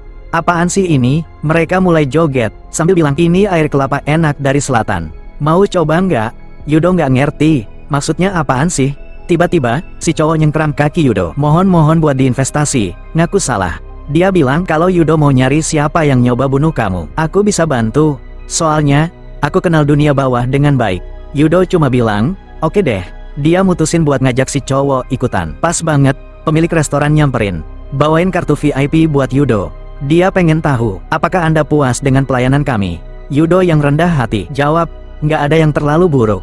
Cuma mau nyebutin soal manajer itu. Yang bilang aku kere gara-gara minum soda, bukan wine. Si pemilik restoran kaget, sadar dia dalam masalah. Soalnya, bosnya udah ngewanti-anti. Kelakuan kayak gini nggak boleh ditoleransi. Adegan beralih ke adiknya Yudo. Dia lagi pamitan sama seseorang. Itu kan cewek dari rumah sakit. Ternyata mereka ketemu di universitas. Saki-chan seneng banget. Katanya beruntung ketemu Yamada-san. Dia banyak ngajarin Saki. Kayaknya fokus banget buat ngebantu Saki. Belum lagi, dia dianggap jenius di universitas ini. Pas Saki nyampe kamar, udah ada 3 cewek nungguin. Jelas aja, si polos nanya, kalian ngomongin apa? Dia pasti bakal di roasting abis-abisan. Sebelum cewek-cewek itu jawab, dia udah sadar. Semua buku catatannya dibuang ke tempat sampah. Dia ngambil buku-buku itu, pengen tahu apa yang terjadi. Cewek jahat itu, bahaya banget. Dia bilang, aku kira Saki nggak bakal makek buku itu. Jadi, aku buang deh. Saki-chan nyamperin dia, nanya, kenapa kasurku basah semua? Satu lagi biang kerok muncul. Dia bilang nggak sengaja numpahin susu. Terus, minta maaf. Semua penjahatnya bahaya banget. Kayak mimpi buruk, jelas aja. Yang terakhir juga sama aja. Dia nanya, kamu ada masalah sama aku? Saki-chan yang polos dengan muka bodohnya ngelirik ke belakang. Ngerasain tekanan dari 3 monster yang lagi natap dia. Pas banget, muncul Yudo si cat. Beneran, kalian ngebully adikku? Kayaknya semua orang berakhir di ruang kepala sekolah. Saki noleh, bilang gak usah khawatir. Dia baik-baik aja. Sementara pemain rugby dan dua cewek cakep itu berdiri di sana. Kelihatan canggung. Ngapain si cewek ini pakai gaun kayak gitu? Ini kan kampus, bukan pesta. Ini bukan party. Saki nyuruh gak usah khawatir. Soalnya ada kakak di sini. Kepala sekolah bilang, seperti yang sudah dijelaskan. Kayaknya ada kasus bullying di kamar Saki. Yudo nyapa kepala sekolah. Minta dia ngejelasin semuanya dengan benar. Soalnya, dia tahu kalau dibiarin, adiknya bakal makin menderita. Kepala sekolah bilang dia ngerti banget. Makanya dia manggil Yudo ke sini. Terus, kepala sekolah nyuruh Saki ngejelasin kenapa dia dibully. Yudo bingung, pengen tahu kenapa kepala sekolah ngomong seolah-olah ini salah adiknya. Tiba-tiba, tiga cewek itu mulai nangis jejeritan. Bilang takut sama Saki, yang udah bikin mereka babak belur. Yudo masih bingung, nanya ke adiknya, sebenarnya ada apa sih? Terus, kita ngelihat kejadian sebelumnya. Pas Saki balik badan, ngadepin tiga cewek itu. Kayaknya dia beneran mau ngehajar mereka. Dia lari, kelihatan kuat dan cantik. Dia nyengkram kepala cewek pertama, narikin rambutnya, nunjukin kebotakan si cewek malang. Terus, dia ngambil kain basah, ngebungkus cewek yang ceroboh itu. Bilang sekarang dia bakal bantuin ngeringin. Si biang kerok kedua teriak, minta bantuan. Pemain rugby lari, mau nyerang Saki. Tapi, Saki ngehindar, nyengkram lengan si cewek, terus ngebanting dia ke lantai. Tiga cewek itu cuma bisa diem, membeku. Saki minta maaf, ngasih peringatan, jangan macem-macem sama keluarga Matsushima. Di situ Yudo baru inget, adiknya udah bawa ikan kayak orang gila. Sejak umur 9 tahun, jagoan banget kalau soal berantem. Meskipun begitu, dia noleh ke kepala sekolah, bilang, adik saya bukan tipe orang yang suka berantem. Pasti ada yang mancing dia sampai kayak gini. Tapi kepala sekolah meletakkan tangannya di pundak anak itu, dan bilang mereka perlu bicara di ruangan lain. Kemudian dia menjelaskan kalau mungkin apa yang dikatakannya itu benar. Tapi, tiga saksi mata nyeritain kejadian yang sama. Saki juga ngaku udah mukul mereka. Pilihan terbaiknya, adikmu minta maaf. Biar semuanya baikan, sekolah bakal ngawasin terus. Lihat perkembangannya gimana. Anehnya, Yudo langsung setuju. Oke deh, aku serahin ke dia. Terus, dia nyamperin cewek-cewek itu lagi. Bilang kita obrolin cara baikan di luar aja. Tapi, cewek-cewek yang suka bikin masalah itu mau permintaan maaf yang tulus. Di China, ketulusan itu artinya duit. Yudo ngasih kode kecil. Oke, aku bakal tulus banget. Kalian gak perlu khawatir. Tiba-tiba, si cowok lari nyamperin. Bilang ke Matsushima, aku udah bawain apa yang kamu minta. Yudo udah beliin tas-tas, parfum, bahkan HP buat cewek-cewek gila ini. Mereka langsung bilang, ini udah lebih dari cukup. Tapi, Yudo dingin dan perhitungan. Dia ngebuang semua barang itu ke lantai. Bilang, aku mungkin aja kasih ini, tapi barang mewah kayak gini nggak cocok buat orang kaya kalian. Terus, dia nyuruh mereka ngaku, kenapa kalian ngelakuin ini ke adikku? Tiga cewek itu kaget. Mereka kira bakal dapat tas mewah itu dengan mudah. Tapi, Yudo ngasih tahu mereka, dia kira mereka lebih pintar. Mendingan ngaku aja sekarang. Soalnya, dia juga bakal tahu ujung-ujungnya. Terus, cewek yang pakai gaun pesta, bilang mereka nggak ada masalah sama Saki. Mereka dibayar sama cowok dari jurusan lain buat ngerjain Saki. Dia nunjukin foto cowok itu, pakai topi baling-baling. Kami dibayar sama cowok namanya Shinji Yamada. Jelas aja, Yudo nggak suka denger itu. Adegan beralih ke asrama cewek. Kayaknya Yudo udah nyewain kamar, nyuruh Saki tinggal di situ. Nggak usah balik ke tempat itu lagi. Kayaknya kita lagi di asrama. Dia nyewain kamar buat Saki. Saki makasih, bilang mau lihat-lihat dulu. Soalnya, dia pengen nyari kenalan. Di kamar lain, mungkin di apartemen yang sama, kita ngelihat Yamada lagi nyoba benerin. Atau lebih tepatnya kesulitan benerin sesuatu di wastafel. Pas dia ngelihat Saki di kamar seberang, dia balik badan, ngenalin Saki. Kelihatan keren tapi capek. Dia ngasih lambaian kecil, bilang kebetulan banget kita bisa deketan gini. Langsung ngelihat kamar temennya basah kuyup. Dia nanya, ada masalah? Yamada jawab, iya, dia mau manggil orang buat bantu benerin. Tapi, Saki yang badannya gede banget bilang, biar aku aja. Dia nyamperin, ikut benerin juga. Anehnya, Yudo ngerasa ada yang aneh di udara. Ngelirik ke samping, dia ngelihat cewek yang licik. Cewek itu ngenalin Yudo sebagai cowok dari rumah sakit. Langsung keingetan, dia pernah bilang, bakal ngajak Yudo keliling universitas. Tapi, dia kira Yudo semacam penguntit, datang jauh-jauh cuma buat ngikutin dia. Dia bilang mau nelpon polisi. Si cowok malang disalahpahami. Dengan cepat, dia ngejelasin cuma mau bantuin adiknya yang rajin. Soalnya, adiknya mau pindah ke kamar seberang. Terus, sistem ngasih tahu dia buat bantuin si cewek. Soalnya, ada yang mau manfaatin dia. Pas banget, Saki muncul, bilang kebetulan banget mereka saling kenal. Ngumumin kalau dia udah selesai benerin. Si cewek terkesan, cepet banget selesai. Sementara Saki nanya ke Yudo, ada apa? Yudo cuma di situ, cuma nyoba nyari tahu arti pesan sistem itu. Terus, Yamada nyoba nyalain keran. Makasih udah dibenerin. Tapi, sesuatu yang tragis terjadi. Sesuatu yang bikin semua orang yang nonton video ini sedih banget. Si cewek malang kena semprot air. Selamat jalan. Saki ketawa ngakak ngeliatin si bego. Beberapa waktu kemudian, Yudo masih mikirin soal penyelamatan ini. Dia ngebayangin dirinya bilang, hati-hati. Tapi, dia yakin si cewek bakal ngira dia gila. Saki udah nyadar. Kakaknya mikirin si cewek. Dia nyuruh Yudo nggak usah khawatir. Dia bakal bantuin Yudo bahagia banget. Maksudnya, bantuin deketin si cewek. Ya ampun deh. Beberapa waktu kemudian, Yamada kelihatan sehat walafiat. Bilang sekarang semuanya udah beneran beres. Saki ngajak dia makan malam permintaan maaf. Enjamin kakaknya nggak bakal datang. Yamada makasih. Bilang, perfect. Soalnya, dia juga mau ngajak Saki ke suatu tempat deket sini. Yudo sadar, ini kesempatan bagus buat ngumpulin informasi. Kayaknya dia bahkan ngajak adiknya ikutan rencana ini. Si Yudo ini emang beda. Sekarang, dia cuma perlu ngurusin si cowok topi baling-baling. Beberapa waktu kemudian, di bawah terik matahari, dia ngangkat HP, nanya, harus ke sirkuit balap Kurubyama, nih. Nama Jepang emang suka panjang. Si pemain American Football ngekonfirmasi, Shinji Yamada emang sering kesana. Yudo, ngelihat cowok di deketnya lagi ngomongin taruhan balap. Yudo ngasih peringatan ke pemain rugby, kalau lo macem-macem lagi sama adik gue, lain kali nggak bakal gampang. Si cewek ketakutan ngelambai. Tapi, pas banget, ada penjaga ngehalangin Yudo. Bilang, area ini khusus VIP. Yudo pengen tahu, gimana caranya jadi VIP? Si cowok bilang, nggak mungkin, cuma member resmi yang punya kartu yang bisa masuk. Yudo ngelihat sekeliling, ngelihat motor kecil butut. Nanya, punya siapa nih? Si cowok bilang, punya saya, makanya saya bisa di sini.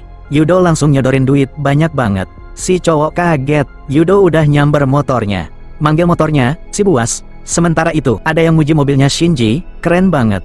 Pasti mahal banget. Shinji bilang ke Fuji, ya, gue udah modifikasi. Nambahin otomatisasi, upgrade mesin, sambil nyebutin semua yang udah dia habisin buat mobilnya. Dateng motor kecil ngebut banget. Gila, ngezoom, ngelewatin mereka dengan gaya akrobatik, mendarat tepat di atas mobilnya Shinji. Gila, berani banget. Si bangsat itu malah nyeletuk. Kayaknya upgrade-nya kurang kuat. Soalnya, gampang banget rusak. Shinji mau meledak. Gue belum balapan aja. Mobil gue udah nangis di tanah. Dia nggak ngerti. Kenapa lo ngelakuin ini? Yuto nyuruh dia nggak usah khawatir. Gue bakal ganti rugi. Tapi, sebelumnya, kita beresin dulu soal lo ngebully adik gue. Di saat itu, Shinji sadar siapa Yuto.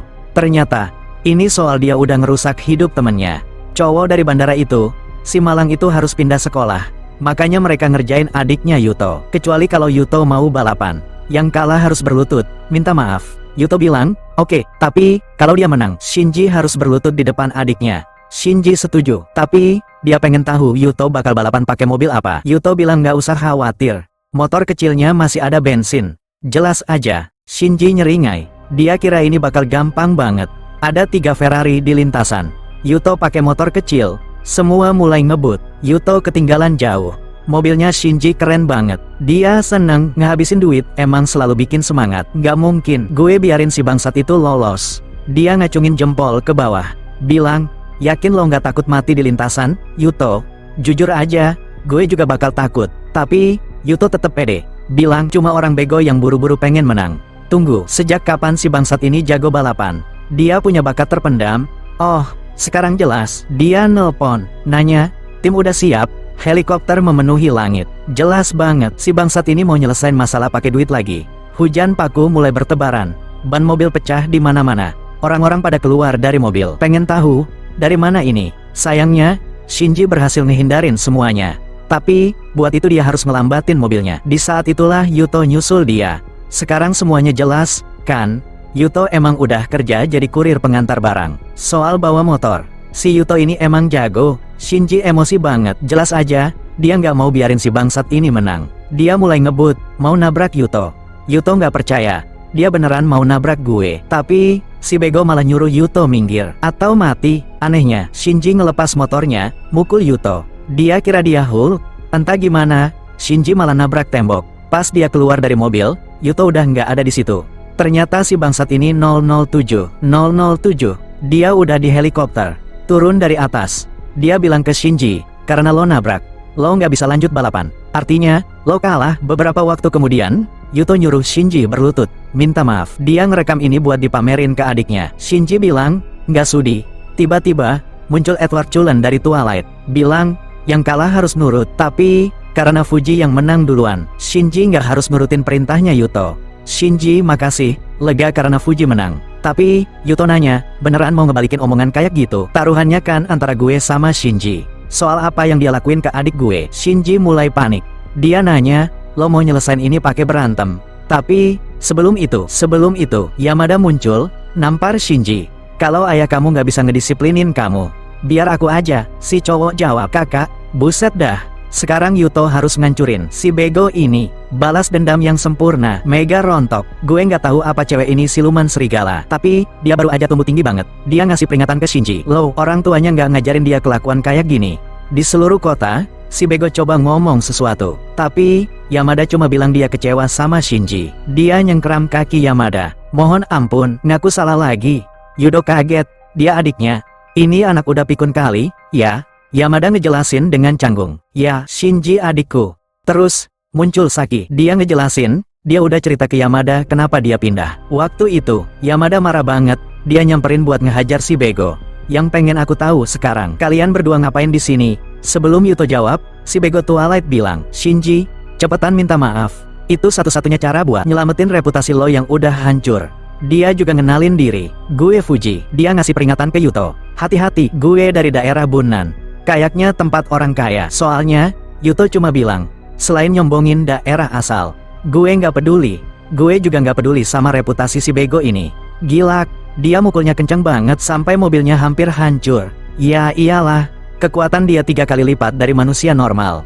Dia nyamperin Shinji, ngasih peringatan, kalau lo nggak nunduk, gue yang bakal bantuin lo. Si bego mau minta bantuan kakaknya. Tapi, Yamada cuma bilang, lo harus tanggung jawab atas perbuatan lo. Detik berikutnya, dia udah berlutut di kaki Saki.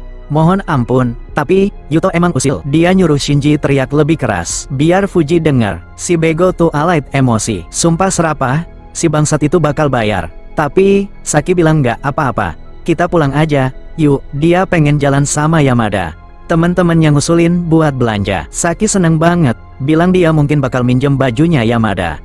Tapi, Yuto nyaut, baju Yamada nggak bakal muat buat kalian. Ukuran badan kalian berdua mirip. Tapi, dia pasti kekecilan. Jelas aja, cewek-cewek itu bingung. Kok dia bisa tahu ukuran badan kita? Si Yuto ini emang penuh misteri. Bakat dia pasti aktif terus. Sementara itu, Fuji pengen tahu hubungan Yuto sama Yamada. Jelas aja, cewek itu juga penasaran. Pengen tahu hal yang sama. Nyuruh Yamada masuk mobil. Sayangnya buat karakter sampingan ini, Yamada nolak. Bilang dia nggak suka mobil sport. Si cowok maksa, bilang, lo nggak bisa di sini aja. Yuto kan cuma punya motor kecil, nggak muat buat 3 orang. Tiba-tiba, ada mobil lain datang. Seseorang nyuruh mereka minggirin mobil sampah itu. Gue nggak yakin, tapi kayaknya itu si gila dari restoran. Bener, dia. Najima pengen tahu, lo ngapain di sini? Tapi, si cowok cuma nyuruh dia minggir. Gue nggak perlu ngejelasin apa-apa. Tapi, Fuji nyuruh dia mundur, tanpa dukungan keluarga. Lo nggak bakal bisa ngapa-ngapain. Najima nggak peduli. Pas ngelihat Yuto, dia nyamperin, bisikin sesuatu ke telinganya. Terus, dia noleh ke cewek-cewek itu, bilang, kalau kalian temennya Yuto, kalian boleh ikut sama gue. Adiknya agak bingung, nanya, kita bisa percaya sama orang gila ini? Gimana kalau kita diculik? Yuto bilang nggak apa-apa, nggak usah khawatir. Saki langsung narik Yamada. Ikut aja, si orang gila bakal ngasih Yuto setir mobil. Manggil dia, bos. Sementara itu, Shinji nangis, minta maaf ke Najima. Bilang dia udah ngelakuin semua yang dia bisa. Si cowok nyoba nahan amarah. Dia udah kehilangan Mika. Dia nggak mau kehilangan statusnya di mata Yamada juga. Jadi, dia nanya ke Shinji, gimana negosiasi lo sama ayah gue? Tapi, Shinji bilang dia belum dengar apa-apa. Si cowok ngejek Shinji, bilang, yakin adik lo nggak tahu? Kayaknya lo ditakdirkan hidup selamanya di bawah bayang-bayangnya. Shinji kelihatan terpukul. Nuntut jawaban, maksud lo apa? Najima sadar rencananya berhasil. Adegan selanjutnya nunjukin Yuto ngebut di jalanan. Bukan Yuto. Kok si bangsat ini yang nyetir? Apa yang mereka suruh Yuto nyetir? Sekarang Yuto nanya ke Najima, lo tahu apa soal orang-orang itu? Najima ngejelasin, Fuji itu anak kedua dari keluarga kaya di Bonan. Tapi, dia dianggap aib keluarga. Yuto langsung pengen tahu. Kenapa? Najima ngejelasin, dia manja banget. Terobsesi sama nilai bagus. Dia main piano catur. Secara teori, dia anak yang sempurna. Adiknya nyaut, emang kenapa kalau gitu? Najima ngejelasin, masalahnya, dia sering dipukulin sama orang tuanya, sama orang-orang di daerah itu. Soalnya, semua orang ngebandingin mereka sama si bangsat itu. Tapi, sekarang situasinya udah kebalik. Semua orang bisa balas dendam. Si cowok bego itu udah tamat, pikir Yuto. Tapi, dia tahu, kisah si bangsat di sebelahnya pasti lebih parah. Ternyata, si bangsat di sebelahnya juga nggak jauh beda. Beberapa waktu kemudian, mereka nurunin Yamada di rumah. Dia makasih buat hari ini. Yuto ngerasa agak aneh. Soalnya, masih ada 1 kilometer lagi sampai kampus. Saki ngejelasin, mungkin dia nggak mau datang ke kampus pakai mobil mewah. Makanya dia lebih milih jalan kaki dari sini. Terus, Yuto keluar dari mobil juga. Bilang mau nemenin Yamada jalan kaki. Anehnya, dia beneran mau ninggalin mereka berdua. Ikutin mereka. Entar ketabrak di tengah jalan. Sementara itu, Najima komentar, si Yuto itu emang hebat. Dia punya 2 bunga yang cantik. Di tangan dia, bisa dinikmatin. Malah nggak beresin kesalahpahaman. Soal salah satunya adiknya. Dia malah fokus nyari 3 cowok yang nyerang dia. Najima bilang, kita udah tahu siapa mereka. Yuto cuma perlu ngasih perintah buat ngancurin mereka.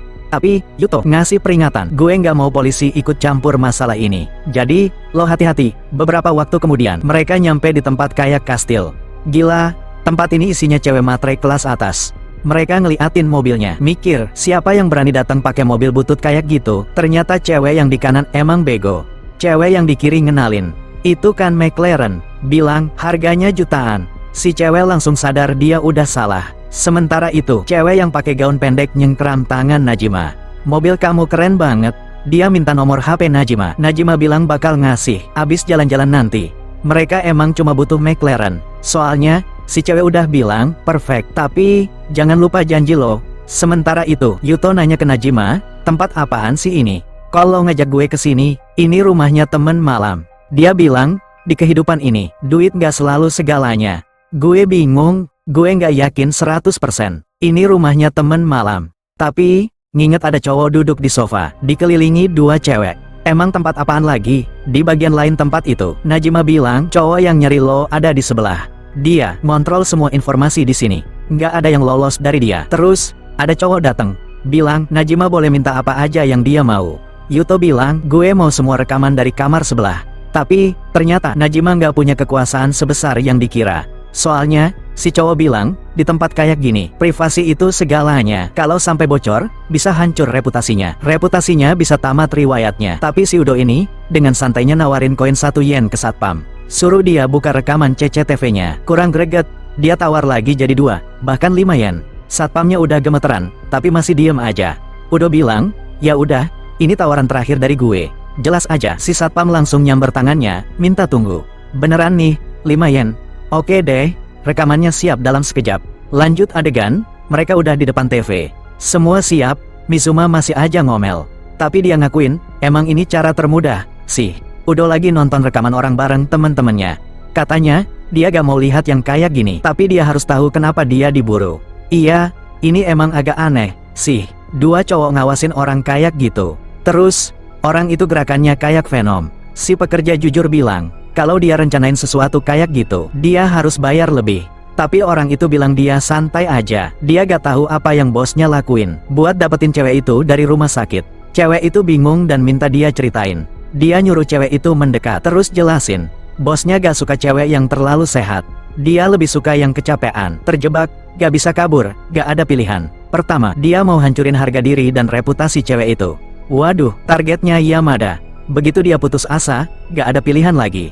Dia datang sebagai pahlawan. Kalau ada orang dalam situasi kayak gitu, terus nemu uluran tangan, pasti langsung nyerah. Si cewek jelas aja bilang ini hobi yang aneh banget, parah banget, dan jelas orang itu gak stabil mentalnya. Orang itu cuma angkat bahu, bilang gak masalah. Bosnya yang tanggung jawab. Lagian, ada yang ngehalangin rencana bosnya. Sekarang dia harus balas dendam. Bentar, gue baru sadar siapa itu.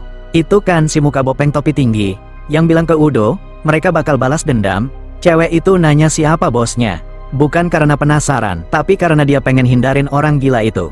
Tapi orang itu cuma bilang, dia gak sebodoh itu buat nyebut nama bosnya. Di tempat kayak gini, tiba-tiba, ada yang masuk ke ruangan. Bilang mereka harus siapin pesta ulang tahun Yamada. Serves setuju, bilang mereka harus lakuin ini dengan benar. Kalau enggak, kepala mereka bisa gelindingan. Jangan-jangan, orang-orang ini didukung sama Shinji. Mijima bilang, baguslah mereka rencanain balas dendam. Barboy bilang udah malam, dia mau pulang. Tapi temennya bilang dia bakal nunggu bentar lagi buat ngawasin. Iya deh, yakin cuma mau ngawasin doang. Sambil jalan di klub, Udo mikir, Yamada punya lawan yang berat. Tapi dia juga bukan target yang gampang. Tiba-tiba sistem aktif, ngedeteksi target potensial. Kalau dia bisa selesain masalah bonus acak itu. Di dekat situ, bos besar lagi deketin cewek pakai rok. Kalau gak salah inget, ini kan orang yang dari bank itu. Dia lagi ngomong sama Nona Sowai. Loh, bukannya Sowai itu rektor universitas? Ngapain dia di sini? Pakai baju kayak gitu. Ada apa ini? Dia bilang udah cukup. Nyuruh orang itu menjauh. Katanya, dia udah janji kalau dia pakai baju ini, dia boleh nunda pembayaran utangnya 3 bulan lagi. Si kakek mesem-mesem. Bilang ironis, dia kira cuma pakai baju ini doang udah cukup. Buat dapetin apa yang dia mau, dia harusnya tahu dia harus kerja lebih keras dari itu. Buat dapetin apa yang dia mau, Sowai cuma jawab, kalau dia deketin lagi, dia bakal teriak. Tapi si kakek mesum nyuruh dia tenang. Bilang gak perlu tegang gini. Kalau dia kasih penampilan spesial di panggung selama 5 menit, dia boleh nunda utangnya 3 bulan lagi. Sowai langsung nyolot, gak mungkin dia mau joget buat mereka. Tapi si kakek nanya, yakin gak mau beresin masalahnya? Coba bayangin, kalau petinggi universitas tahu, pembayarannya nunggak semua. Dia geretakin giginya, terus bilang, oke deh, tapi cuma 5 menit. Si kakek nyeringai, makasih, terus dia siap-siap. Duh, Udo mana? Nih, gak mau nyelamatin dia, gitu, telat nih. Udo, si kakek tahu, orang kayak dia harus jaga image. Makanya dia mau foto-foto buat meras dia nanti. Iya, nih, orang kayak gini emang pantes masuk neraka. Kalau Udo tiba-tiba keluarin Glock terus dor dia, gue gak bakal nyalahin dia. Si kakek ini kayak cowok red pill, yang diputusin karena gak punya duit. Terus sekarang mikir cewek harus diperlakuin kayak sampah. Mending dia bikin podcast sendiri aja buat ngomong yang enggak-enggak. Keadilan di depan mata. Akhirnya Udo dateng. Dia bilang jangan biarin orang-orang ini ngelakuin ini. Dia langsung ngenalin Udo, adiknya Saki. Udo ngingetin, kalau dia tetap lakuin ini, orang-orang ini gak bakal berhenti meras dia. Saat itu, si kakek nengok ke Udo, nanya siapa dia sebenarnya. Udo miringin kepalanya, terus nanya, perlu diingetin, emang? Si kakek gemeteran, sadar itu Udo. Rajanya 10 yen, tapi dia ngumpulin keberanian, bilang utang tetap utang. Dia harus bayar apa yang dia pinjam. Udo nantang dia buat maksa Sowai. Sekarang si kakek jadi mikir, kenapa orang ini selalu nyari ribut sama dia. Udo nanya ke Sowai, dia punya bukti gak kalau mereka masang bunga yang gak wajar? Kalau punya, dia bisa laporin ke polisi. Cukup bayar pokoknya aja. Bentar ini Udo kok jadi pengacara sih? Tiba-tiba Sowai kaget. Dia bilang gak tahu kalau bisa kayak gitu. Orang lain di dekat situ emosi. Dia bilang mereka punya kontrak sama dia, gak ada yang gak wajar. Tapi Udo cuma nyeringai. Dia bilang keputusan akhirnya bukan di tangan mereka, tapi di tangan penyidik. Lagian, Udo tahu orang ini bangkrut setelah kejadian di bank itu. Terus dia dapat duit dari mana buat minjemin ke Nona Sowai? Dia nanya perlu dibongkar juga. Si kakek jadi ragu. Setelah diliatin Udo dengan tatapan maut, si kakek lari terbirit-birit, bilang dia bakal balas dendam. Tapi untuk sekarang, lupain aja semua ini. Beberapa waktu kemudian, di luar, si rektor Rokmini yang cantik makasih ke Udo karena udah nolongin dia. Udo bilang panggil dia Udo aja. Si pemberani, dia minta maaf karena udah ngerepotin, terus jelasin bapaknya kecelakaan. Dia butuh duit cepet, yang akhirnya bikin dia kejebak di masalah ini. Udo bilang dia ngerti, tapi dia ngingetin Sowai buat lebih hati-hati, atau orang lain bakal coba manfaatin dia di masa depan. Momen yang mengharukan. Dia ngaku dia panik, jadi gak mikir panjang. Udo bilang jangan terlalu keras sama diri sendiri. Semua orang juga pernah salah. Dia mau mesenin taksi biar Sowai bisa istirahat, tapi tiba-tiba Sowai bilang dia gak bisa balik ke kampus. Udah malam. Kalau dia datang pakai baju kayak gitu, orang-orang pasti salah paham. Udo nanya dia mau dianterin ke hotel. Dia jawab iya. Beberapa waktu kemudian, mereka udah di resepsionis, minta kamar. Si resepsionis ngucapin makasih, terus ngasih kartu kunci. Tapi resepsionis yang lain, kayak ngenalin sesuatu. Udo bilang ke Sowai, begitu kamarnya siap, dia mau langsung pulang. Sowai ngucapin makasih, tapi gak sengaja manggil dia, kakak Yudo-san. Udo berhenti, bingung. Dia langsung sadar salah, terus benerin. Manggil dia, kakaknya Saki, aja. Oke, sekarang gue yang bingung. Kayaknya tadi dia manggil, kakak, beneran. Sementara itu, para resepsionis lagi bisik-bisik sendiri. Salah satunya nepuk pundaknya Kui-chan, nyuruh dia cek HP-nya. Ngeliatin Udo, dia bilang yakin itu Udo. Mereka mulai ngobrol, bilang harus ngelakuin yang terbaik. Udo nanya kamarnya udah siap, resepsionis yang lain minta maaf, bilang semua kamar single udah penuh. Tapi karena ini salah mereka, Mereka bakal upgrade kamar gratis. Di saat yang sama, kelihatan cewek lain lari kenceng di belakang. Aneh juga sih, Udo nanya kenapa mereka masang harga penuh. Si resepsionis bilang, karena kekurangan kamar itu salah mereka. Dan mereka bangga sama profesionalisme mereka. Udo angkat bahu, bilang, oke deh, tunjukin aja kamarnya. Sementara itu, di ujung lorong, si playboy lagi meriksa HP-nya. Kayaknya dia dapat nomor cewek itu, bahkan diajak ketemuan. Jago juga dia. Di belakang, dia ngeliat Udo balik ke kamar yang udah di-upgrade. Kayaknya satu lantai punya mereka semua. Udo sama Sowai sama-sama bingung.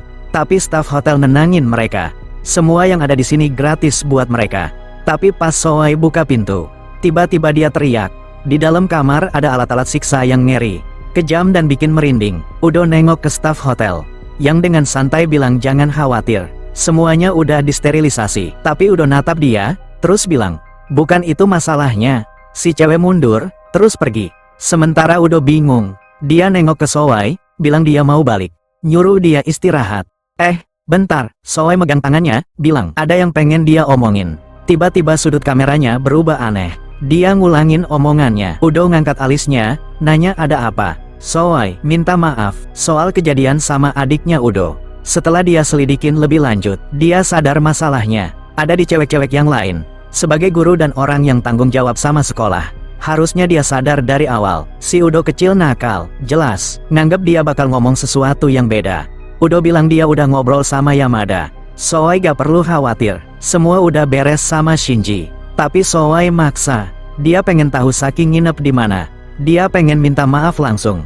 Udo angkat bahu, bilang oke deh. Beberapa waktu kemudian, di bawah, dia ketemu Nejima. Nejima nyeringai, bilang dia akhirnya nemuin kelemahan Udo.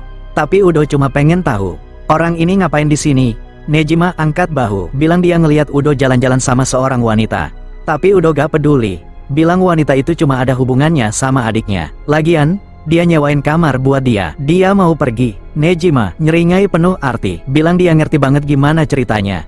Temen di siang hari, jadi pacar di malam hari. Dasar rubah licik. Belum sempet Udo jawab, tiba-tiba resepsionis hotel manggil dia. Dia nanya kenapa Udo mau pergi. Apa dia gak puas sama hotelnya? Udo bilang dia emang gak niat nginep.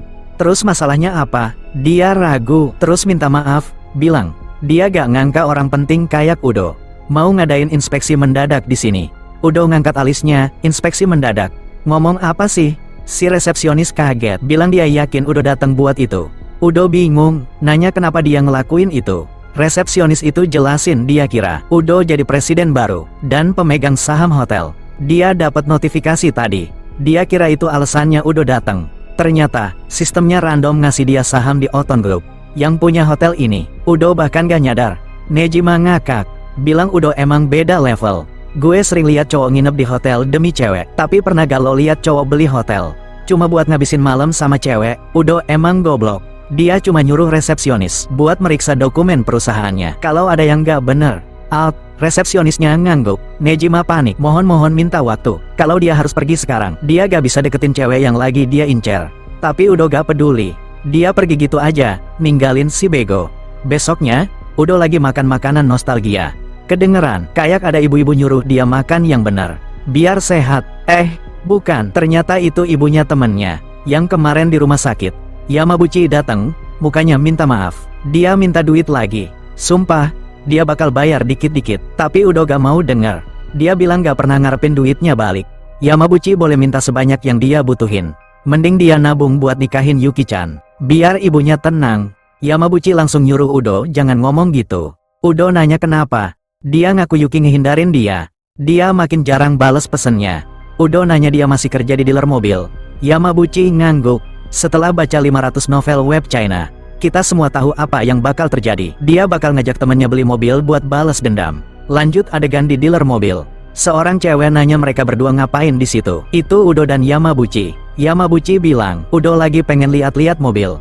Si cewek miringin kepalanya, terus setuju buat nemenin. Tapi Yamabuchi ngelihat memar kecil di lututnya.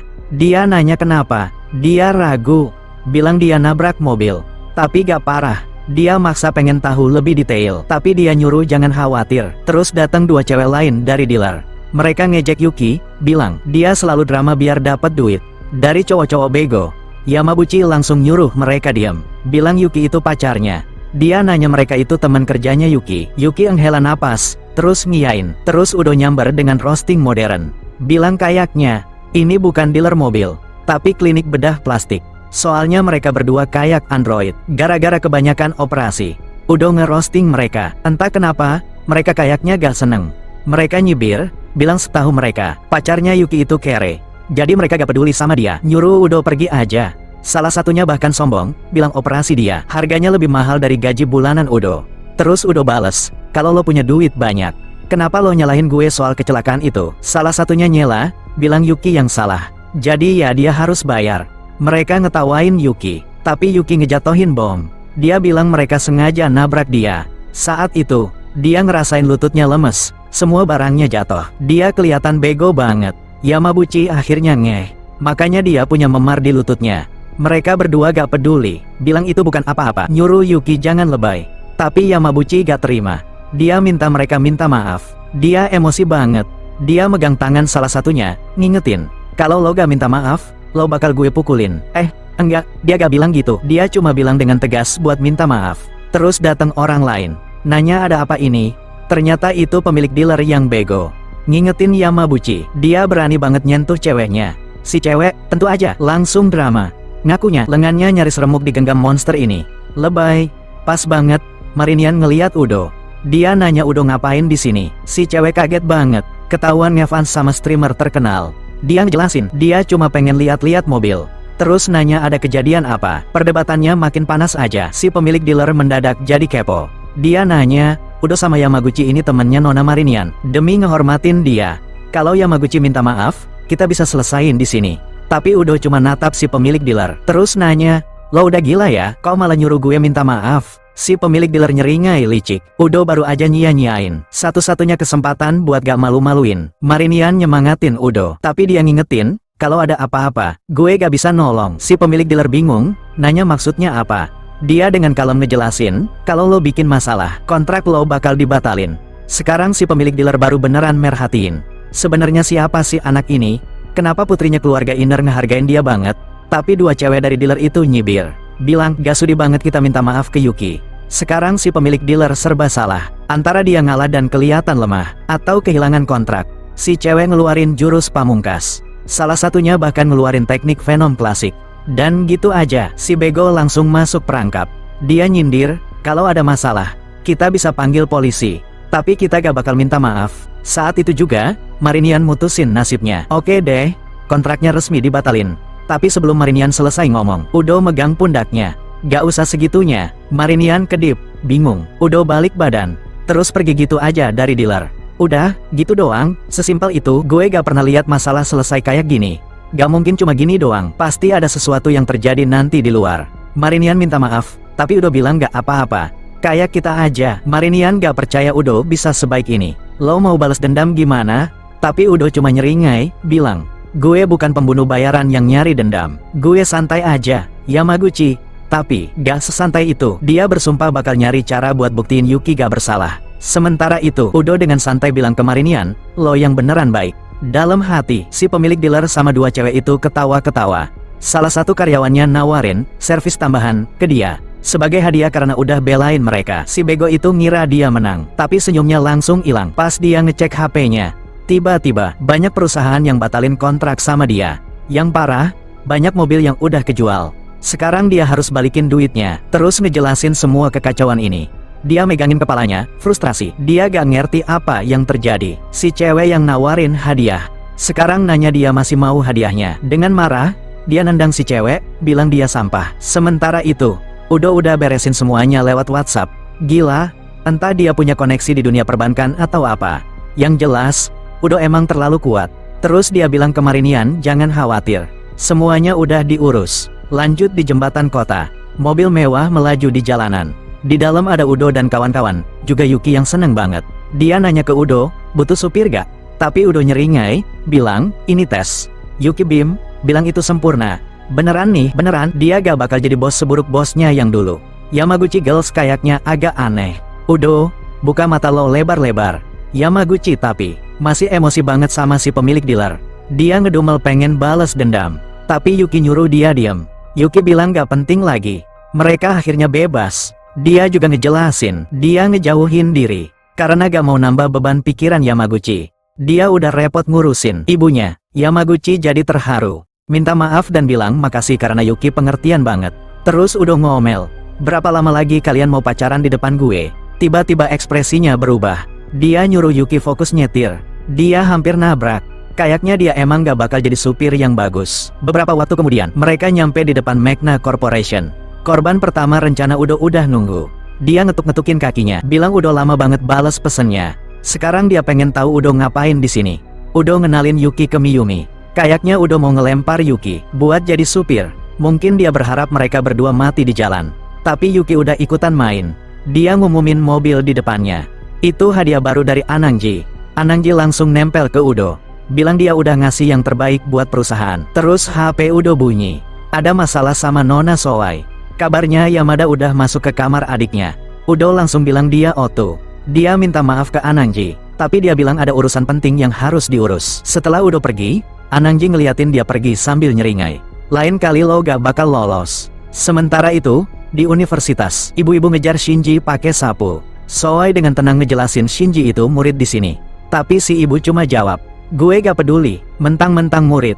Bukan berarti dia bisa seenaknya. Si bego itu lari, terus nabrak Udo. Dia langsung beku pas ngeliat ke atas. Tanpa ragu, Udo ngepelintir lengannya. Nuntut pengen tahu dia mau kemana. Shinji panik, nganggep bakal manggil polisi kalau lengannya patah. Tapi Udo cuma ngebekep mulutnya. Sowai ragu, bilang mungkin Udo udah kelewatan. Tapi Udo cuma bilang, gue belum selesai urusan sama orang ini. Terus Sowai ngejelasin dia ngeliat si bego di luar sekolah. Naik tangga, kayak mau ke kamar adiknya Udo. Jadi dia ngikutin. Tapi pas dia nyampe atas, Shinji kelihatan mencurigakan. Dia mondar-mandir dan nyoba ngebuka gagang pintu. Makanya dia SMS Udo minta tolong. Kenapa gak langsung manggil polisi? Entahlah, Udo ngeliatin kertas yang dipegang Shinji. Nanya dia dapat dari mana. Sowai bilang itu dari kamar Saki. Kamar 207. Tapi pas Udo ngeliat lebih deket, dia sadar ini bukan dokumen adiknya. Ini proyek buat sumber energi baru. Dia yakin itu bukan punya Saki. Terus dia ngejatohin bom. Kamar adik gue itu nomor 209. Mata Sowai melotot kaget. Dia langsung minta maaf karena udah nahan Shinji. Ngira dia udah masuk ke kamar Saki. Tapi sekarang Shinji malah ngamuk. Dia bentak. Gue punya hak buat masuk ke kamar adik gue. Gue gak bakal biarin ini lolos. Tapi Udo cuma ngejatohin kertasnya ke lantai. Terus nanya, jadi lo beneran ngira gue gak bakal ngomong apa-apa soal lo nyolong barang dari kamar ibu lo? Shinji langsung kicep. Oh iya, nama lengkapnya Yamada Shinji. Adiknya Yamada Micha. Dia nyolong dari kamarnya Micha. Shinji geretakin giginya, maksa. Hubungan gue sama adik gue bukan urusan lo. Agak aneh sih. Gak bisa dibilang biasa aja. Tapi sebelum keadaan makin parah, datang petugas polisi. Shinji langsung nyoba ngelaporin Udo karena udah nyerang dia. Tapi ini bukan polisi sembarangan. Tapi Uchiyama Akari, polisi wanita yang tinggi gede. Shinji bilang makasih karena dia datang cepat. Tapi pas dia manggil, Bu, Akari langsung ngelototin dia. Dia gak seneng. Dia bilang dia harus nyelidikin situasinya dulu. Terus dia kayak ngenalin Udo. Beberapa waktu kemudian, di kantor polisi, Udo lemes di kursi. Nunduk, kayak kehilangan semangat hidup. Shinji, Micha, dan polisi Akari. Akari nyuruh semua orang ngejelasin apa yang terjadi. Tapi Sowai bilang gak usah. Dia narik semua tuduhan. Jadi gak perlu diperpanjang lagi. Micha berdiri dan nyuruh Shinji ikut dia. Tapi Shinji nolak. Dia ngedumel. Gue gak bakal biarin lo lolos gitu aja. Lengan kanannya masih sakit. Dia pengen ganti rugi. Micha muter bola matanya. Udah deh, jangan bikin masalah lagi. Lagian, dia udah ngasih keringanan ke Shinji. Dia udah nyoba nyolong dokumen Micha. Dia harus inget itu. Dia itu yang bayarin uang jajan Shinji. Kalau Shinji gak bener, dia bakal berhenti bayarin. Anjir, Shinji di roasting adiknya sendiri. Dia bahkan yang ngasih duit. Ya jelas aja si bego nyoba bohong. Bilang dia cuma pengen baca dokumennya, biar bisa ngebantu Micha. Tapi Micha gak percaya. Dia cuma nyuruh Shinji jangan bikin keributan. Terus dia nanya lengannya masih sakit. Dia perlu ke rumah sakit. Shinji langsung gerakin lengannya, bilang, gue udah gak apa-apa, asal lo jangan berhenti bayarin gue. Gue gak pernah ngerasain sakit. Udo cuma berdiri terus ngulet. Ya udah, karena udah selesai, gue cabut dulu. Tapi polisi Akari nyegat dia. Dia nyuruh Udo buat tetap di situ. Walaupun Shinji narik laporannya. Kalau rumah sakit ngasih tahu ada luka, ini tetap bisa jadi kasus kriminal. Dan kalau itu terjadi, gue harus nangkep lo. Udo ketar-ketir. Gimana hasil dari dokter? Akari nyeringai, bilang, kita tunggu aja nanti. Dasar bocah tengik. Di luar ruangan, Soe panik. Dia gak ngangka Udo bisa ditangkap beneran. Tiba-tiba dia masuk ke ruangan dan ngumumin, saya yang tanggung jawab penuh atas semua yang terjadi. Dia maksa, Udo cuma ngebantu dia. Jadi gak adil kalau Udo kena masalah. Akari nyipitin matanya. Lo siapa? Biar gue bisa jawab lo. Udo nyela, dia nyuruh Soe pergi. Gue gak butuh lebih banyak orang yang terlibat. Soe ragu, nanya Udo yakin. Tapi akhirnya dia ngangguk. Oke deh, gue balik ke universitas. Telepon gue kalau lo butuh sesuatu. Dia pergi. Udo nyoba nyelundup keluar bareng dia. Tapi Akari manggil dia balik. Bentar. Kayak mau maksa Udo buat tetap di situ. Tapi malah nyeringai. Jadi tipe cewek lo sekarang kayak gitu? Oh ya, pantesan lo gak pernah SMS gue selama ini. Udo langsung salah tingkah. Tunggu dulu, ternyata Akari itu cinta pertamanya Udo waktu sekolah dulu. Dia itu seniornya. Udo langsung nyaut. Lo yang ninggalin gue duluan. Lo yang ninggalin gue. Akari nyilangin tangannya, nyeringai. Oh, jadi sekarang lo cuma suka cewek yang lebih muda. Gue cuma fase doang buat lo, ya? Oke deh. Belum sempet Udo jawab. Datang orang bawa laporan dari rumah sakit. Akari ngambil laporan itu, terus bilang, kayaknya lo beruntung. Gak ada luka. Udo menghela napas. Gue boleh pulang sekarang? Akari nyeringai. Boleh. Tapi sebelum lo pergi, dia ngelepas topinya, terus ngulet. Shift gue udah selesai. Yok, makan-makan. Lanjut adegan di apartemen Akari. Akari jongkok buat ngambil sepatu. Udo ngelihat sekeliling, bingung. Tadi bukannya kita mau makan di luar. Kenapa kita kesini? Awalnya kayak dia mau ngomong sesuatu yang gila. Tapi dia cuma ngangkat bahunya. Gue harus ganti baju dulu. Gak mungkin gue keluar pakai baju polisi. Bener juga sih. Udo mulai kalau Akari lebih belak-belakan dari yang dia ingat. Terus dia ngelihat sekeliling dan sadar. Apartemennya berantakan banget. Dia langsung tahu ada apa. Cewek ini kecapean banget gara-gara kerja. Dia menghela napas dan ngaku, iya, gue butuh bantuan buat beresin apartemen. Oh, tidak, Udo mau kabur. Tapi sebelum dia pergi, Akari jatuhin diri ke kasur dan dengan santai ngingetin dia. Kau selalu membantuku dulu waktu kita masih sekolah. Atau mungkin lihat Yuto sekarang, dia lagi ngepel lantai. Dan tiap beberapa menit, aku merasa sesuatu bakal terjadi. Tapi ternyata enggak. Tiba-tiba dia nanya ke Yuto. Yuto, kamu udah punya berapa pacar dalam beberapa tahun terakhir? Yuto cuma mengangkat bahu. Cuma satu. Kamu ada niatan nikahin dia? Bam. Dia nendang Yuto. Yuto meringis kesakitan. Apa-apaan sih? Protes Yuto. Dia cemberut. Aku kan belum pacaran lagi sejak waktu itu. Sekarang aku jadi cemburu, tahu? Yuto cuma berkedip. Kan kamu yang mutusin aku. Aku bebas ngelakuin apa aja dong. Itu enggak masuk akal. Dia jadi gagap. Aku enggak pernah pengen putus, gumamnya. Terus kenapa kamu ngilang? Potong Yuto langsung. Kenapa kamu menghilang? Yuto bahkan udah nanyain dia ke semua orang, tapi enggak ada yang tahu. Dia cuma menyeringai dan berkata, aku bakal kasih tahu kalau kamu udah selesai beresin kamarku. Ceka, gerutu Yuto. Tapi dia tetap aja beresin barang-barangnya. Asteris snap, asteris. Dia ngambil foto, tepat pas dia lagi megang baju-bajunya Yuto. Dia menjulurkan lidahnya sambil nyengir. Nah, sekarang aku punya bukti kejahatan. Yuto, ini bisa bikin kamu dipenjara bertahun-tahun. Jangan dong. Yuto panik dan nyuruh dia buat ngehapus fotonya sekarang juga. Kalau foto itu kesebar, dia bisa dalam masalah besar. Tapi dia cuma ketawa sambil mainin HP-nya. Udah pasti dia mau meras Yuto. Kemudian dia menyeringai. Kira-kira, adikmu bakal bilang apa ya kalau lihat ini? Kamu tahu kan? Yuto menghela napas pasrah. Oke, kamu maunya apa? Dia nyengir. Enggak banyak, cuma temenin aku belanja. Dan datang ke pesta ulang tahun ayahku yang ke-60. Yuto memijat pelipisnya dan berkata, oke deh, kalau aku ada waktu, aku datang. Dia bertepuk tangan kegirangan. Asik, ayo kita belanja sekarang. Dia membuka lebar lemarinya dan nyuruh Yuto buat milihin dia baju. Dia penasaran, Yuto lebih suka dia pakai gaya yang imut atau yang dewasa. Yuto ragu, tapi sebelum dia bisa memutuskan, HP-nya berdering. Dari kantor, dia mengeluh dan bilang dia harus pergi. Yuto cuma mengangkat bahu. Sayang sekali, ya, aku juga pergi. Kemudian dia berjalan ke arah jendela dan tiba-tiba bertanya, menurutmu, penjahatnya bakal kabur ke arah mana? Yuto mengangkat alisnya. Pertanyaan yang aneh, tapi dia menunjuk ke suatu arah. Kemudian bam, asteris, dia tiba-tiba meraih wajah Yuto dan menciumnya. IQ 1000 move. Kemudian dia menyeringai dan berbisik. Oh iya, penjahatnya ada di situ, Yuto. Kemudian dia lari keluar pintu. Yuto cuma berdiri di sana dengan bingung. Dasar, cewek ini emang enggak pernah berubah. Tapi sudahlah, dia punya urusan yang lebih penting. Sementara itu, di sebuah kantor mewah, sekelompok investor duduk mengelilingi meja. Mereka semua tertarik pada Yuto. Mereka bertanya apa rencana Yuto selanjutnya. Yuto cuma mengangkat bahu. Enggak ada yang spesial hari ini. Tapi kemudian, tanpa diduga, dia menyerang mereka. Kalian ngaku sebagai pemilik kota ini, tapi masih belum bisa nemuin satu orang pun yang nyoba bunuh aku. Para investor jadi gelisah di kursi mereka. Mereka mencoba menjelaskan, itu bukan bidang keahlian kami.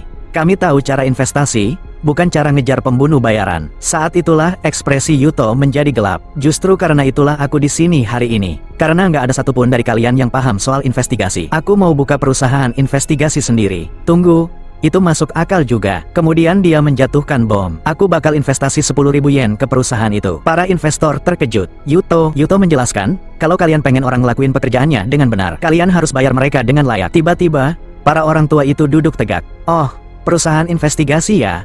Pasti bakal sukses besar. Oke, kerja bagus. Kasus pertama, investigasi proyek energi baru di negara F. Dan apa yang terjadi dengan keluarga Yamada dan saudaranya. Sementara itu, di sebuah hotel, seorang wanita bertanya pada seorang pria, ada apa? Pria itu terlihat sangat lelah dan pusing. Kamu emang suami yang gila. Dia benar-benar menghajarnya habis-habisan. Tiba-tiba, dia ngeluarin tongkat baseball. Aku bisa ngatasin ini sendiri. Kamar ini punya fitur yang luar biasa. Sayang banget kalau enggak dimanfaatin. Si malang itu nyoba kabur, tapi ketangkep. Aku jadi takut tahu apa yang bakal terjadi selanjutnya. Sementara itu, Nijima ada di resepsionis hotel. Dia bergumam, aku enggak bakal balik ke tempat itu lagi. Tapi cewek hotel itu tersenyum dan berkata, aku bawain kamu sup, Nijima. Dia langsung semangat dan minum supnya dengan gembira. Wah, sejak Udo-san ambil alih, hotel ini jadi jauh lebih baik. Ternyata Udo sendiri yang nyuruh buat nambahin tongkat baseball dan sup. Mungkin, biar Nijima nggak ngeluh lagi soal hotel.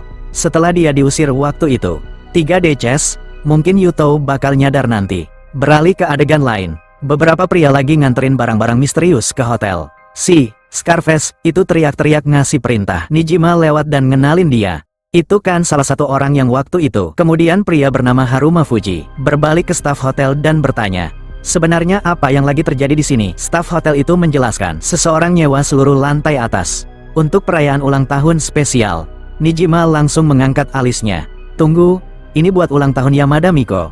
Pria itu mengangguk. Iya, betul. Oh, itu dia. Nijima menyeringai. Kalau gitu, ini sempurna. Pekerja hotel itu kelihatan bingung dan bertanya apa maksudnya. Saat itulah Nijima menjatuhkan bom kebenaran. Orang yang ngatur pesta ini lagi nyoba nyulik adiknya Udo.